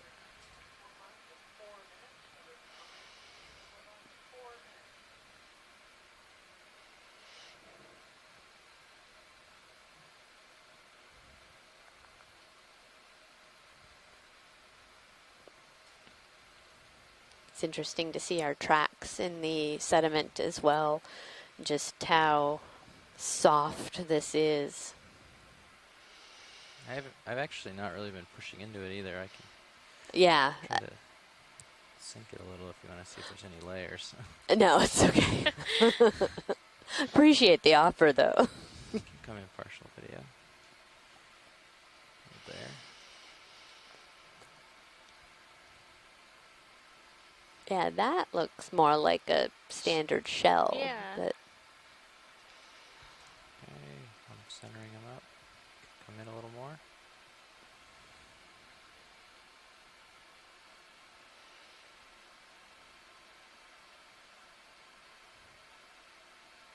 Nice.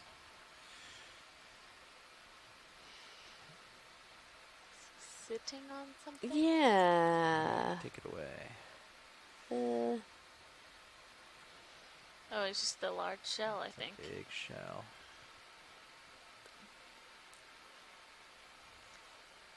It does look like potentially a different type of hermit crab. Mm-hmm.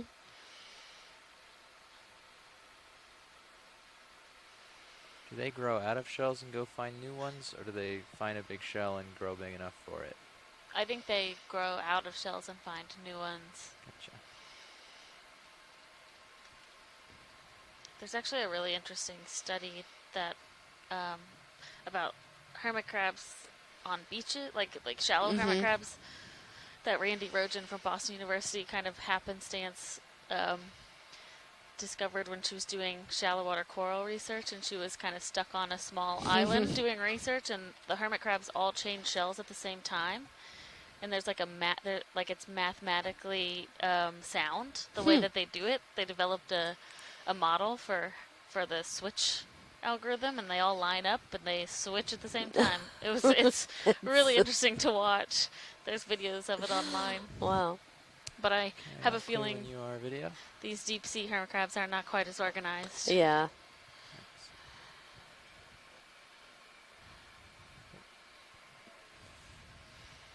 I got you right in the Yeah, hard and to it looks focus like he range. has some, like, Yeah. I don't know, There must be, debris or like, rubble. some spots where it just won't focus or something. You know, I've seen that happen where you want to be in between two spots. Yeah, I was doing some diving out in So it's my fault. Micronesia a few years back and went out to one of the atolls, and this was just for fun. It was not scientific whatsoever. And the beach of this atoll, it was just covered with hermit crabs. Like, the beach was crawling, and it was just really fascinating to sit there in the surface interval and watch the interaction between all these various size hermit crabs. And they'd come up and you could pick them up, and they'd like be trying to pinch at you, and you're like, the little ones, you're like, ah ha ha, you're funny. But the big hermit crabs, I mean, they could like get a good hold on your fingers and stuff. It was.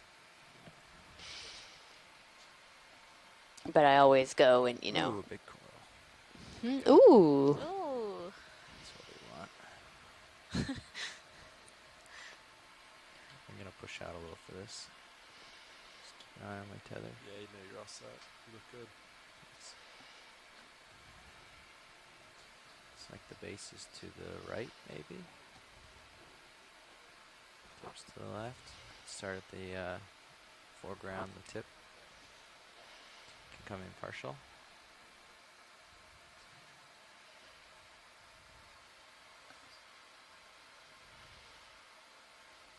So this looks similar to the three we saw earlier that were tangled in the sargassum. Yeah, because pretty long. Yeah. Yeah. Good there. take a little more.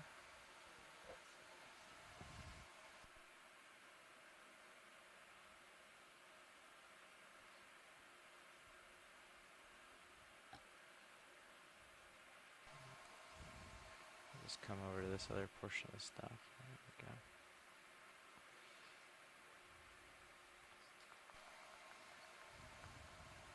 Coming up. Pilot, this is watch 1. Go ahead. I was just curious if are we not able to sample because of hydraulics? I can try one more time here, but so far the hydraulics have not turned on. Okay, then don't worry about it. Okay. Yeah. Sorry about that. I think we went so long not running them, the oil became very viscous, Oh, and we don't actually. The motor is not torquey enough to get it pumping. It seems. okay. So.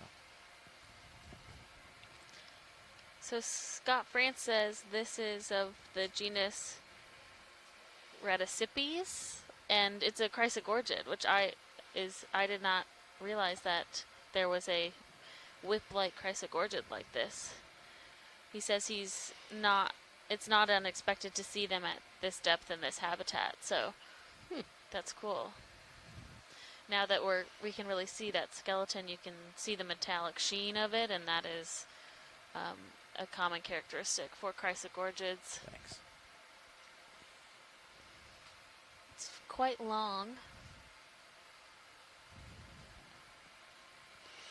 Yeah. We'll have to get lasers on it. Oh.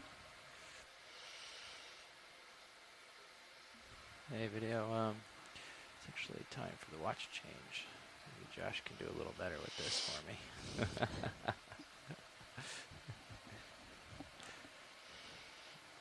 Why don't you come wide so I can hand off? Thanks.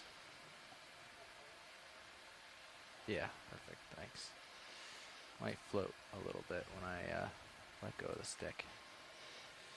Try And to just get a little bit of confirming ahead of we it. got lasers on this. Yeah, we're not leaving yet. Okay.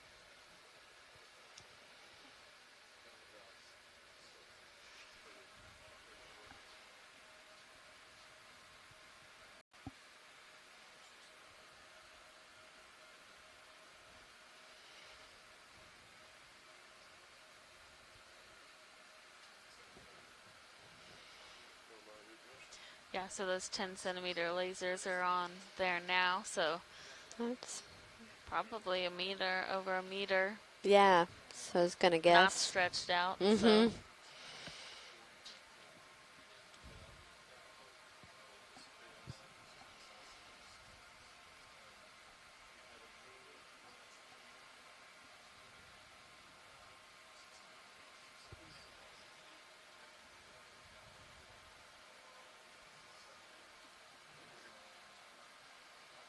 So So we're just doing a quick pilot change, and then we will continue on until the end of our track today.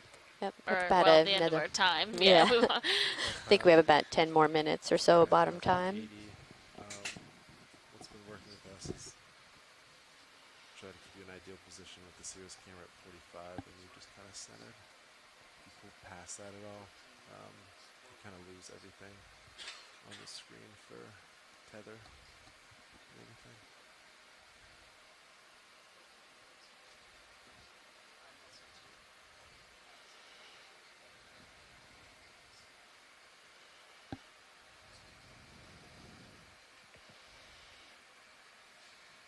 Yeah, pilot be in my be Can aware. you zoom We in have on high 6 pack, minutes please? left.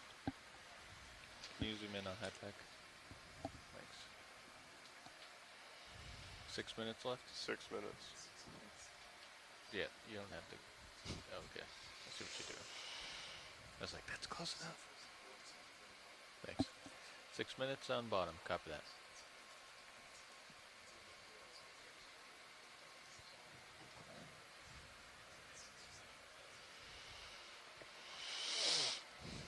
What do we have here in the center of our screen?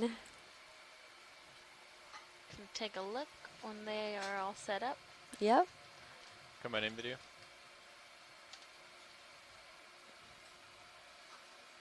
Oh, that's a crab with. Oh, lots of anemones on its Yeah. back. So we Weighed down there. saw one of these a little I've earlier. sold that. I'm gonna creep up. But with looked like one anemone kind of tucked under, and this one has got a little grouping of anemones as its protection instead of a shell. What's our off bottom time, Lars? This one looks So bigger we than the have other ones. 6 This one's minutes about until we 10 need to be off, and that centimeters. also The crab includes itself? time to Mhm. set Yeah. up and rise. Oh, So Scott France says that this these is are actually probably gonna be, zoanthids. the last thing that we're going to So look I at guess pretty before we have large to come off. zoanthids. Looks like the lights are still stowed. That's good. Oh, is he going to turn Or around for It's us? only going to take you guys a couple minutes to set up to come up. We can take a few more minutes on bottom. So I just need to go to port. No, he's Swing not going to out, turn basically. around. Yeah. You can come tight if you have any more video. So is this then a hermit crab, or is it one of the types of crabs that actually like carry the things on their backs? It is a hermit crab. Okay. So it's not a homalid, but I think it's their Papagiridae is the family that is hermit crabs. Okay.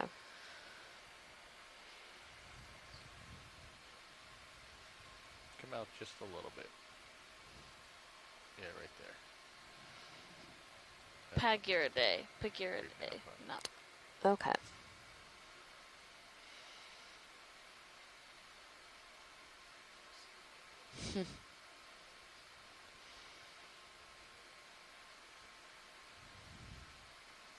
But similar to like we see with homalids, this works both ways. So the crab, or the hermit crab gets protection from having those hold zoanthids that on for a its second. back, likely deterring predators, and Right, then come on in. the zoanthids I think this get to misses. move around with the crab, where normally they would be a solitary organism. Yeah. Is he missing an antenna? Yeah, it looks like it. And Scott France said he believes that these are of the genus Yeah, coming out. Epizoanthus. Dust. Okay. Yeah, pilots, I think that's about it. That leaves us 2 minutes to set up. All right, come wide, please. Thank you. Watch leads, this is Nav. Go ahead, Nav. Just letting you know that we are out of time on bottom and we are coming up to the surface. Okay, thank you. I'm coming up a little bit here, rotating down. Delta 15. All right, coming up. so we are out of bottom time. We're going to say goodbye to these fish that are very disappointed that we did not bring them food. And start heading back to the 18 surface. to Delta, winch all stop. Yeah, today we Right, just waiting for the attempted fish. to do Oh, a those guys. relatively deep dive at 3,500 meters at the base of this canyon feature, and it was very turbid and not There's a lot of fish behind operationally us. sound. So we Usually fish eyes actually came useful. up into the water column a bit to about 3,100 meters wow. and Yeah. towed the ROV to a different Alright. dive area at the So top you're of this straight feature. down. Oh, you're not. So we've been completely straight working down, but you're at pretty close. about Guy can finish the rotator off there. 3,260 meters for the majority of this dive, and it was a very sedimented area of this canyon. And we saw brittle stars and sea cucumbers, a number of those fish that we just saw as we were coming off the bottom, Right, Yeah. coming up. and Cool. hermit crabs. And hermit crabs. Yeah, the fish were the Titan looking backwards. Corphanoides armatu. Tracking. Yeah, Yeah. And so we are going Vic, to we need a- ascend Yeah, thank you. and have the ROV Yeah, back I on need deck. to look at the map to see if we Hopefully could come ahead. In a decimal couple five. in a hours. couple hours. Heading straight onto the right a And little bit. tomorrow we Just will be keep it merged diving with me. again Yeah. at a canyon, I believe, just And then north. Northwest start of here. tugging right there. And Punch out my heading. at around, we're targeting Alright, a good site at stuff. Let's 1,300 see. meters. That does seem to have a pretty There's your steep light slope. pool. Again, it will all be Put it dependent pretty on straight. Yep. the Gulf Okay. Stream currents Mhm. and Ready to the come up? currents at the bottom. So Bridge is that is already planned down. for tomorrow Yep. morning and a full, nice long I want to dive. inform you Yeah. that the vehicles are off And the then bottom. we will be continuing on with a couple steep dives and a couple potential underwater cultural heritage sites. Yeah. So fun and exciting week ahead still. So everybody, Just filling happy it up. 4th of July, and hope you get to go have some fun outside. We're planning to do the same. But yeah. All right. See y'all tomorrow.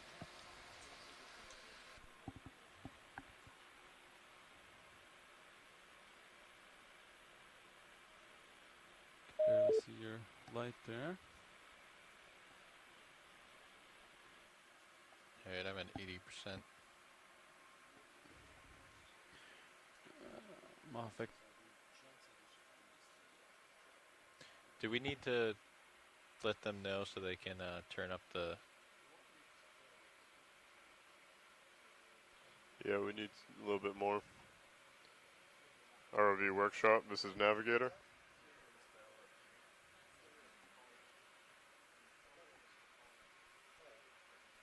Dive super room, this is Navigator. I'm sorry, this option is not available.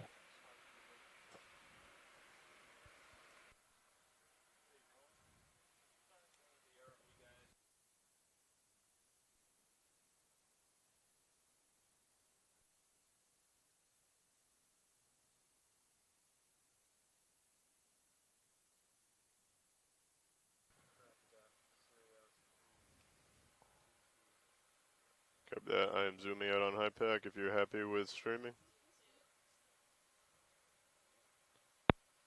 Okay, it looks like local high is 324.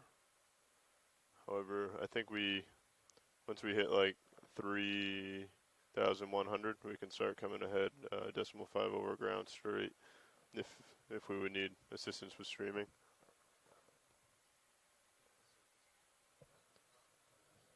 So surface current magnitude is 1.3 knots, and it's a little bit south of east, so like 106 degrees.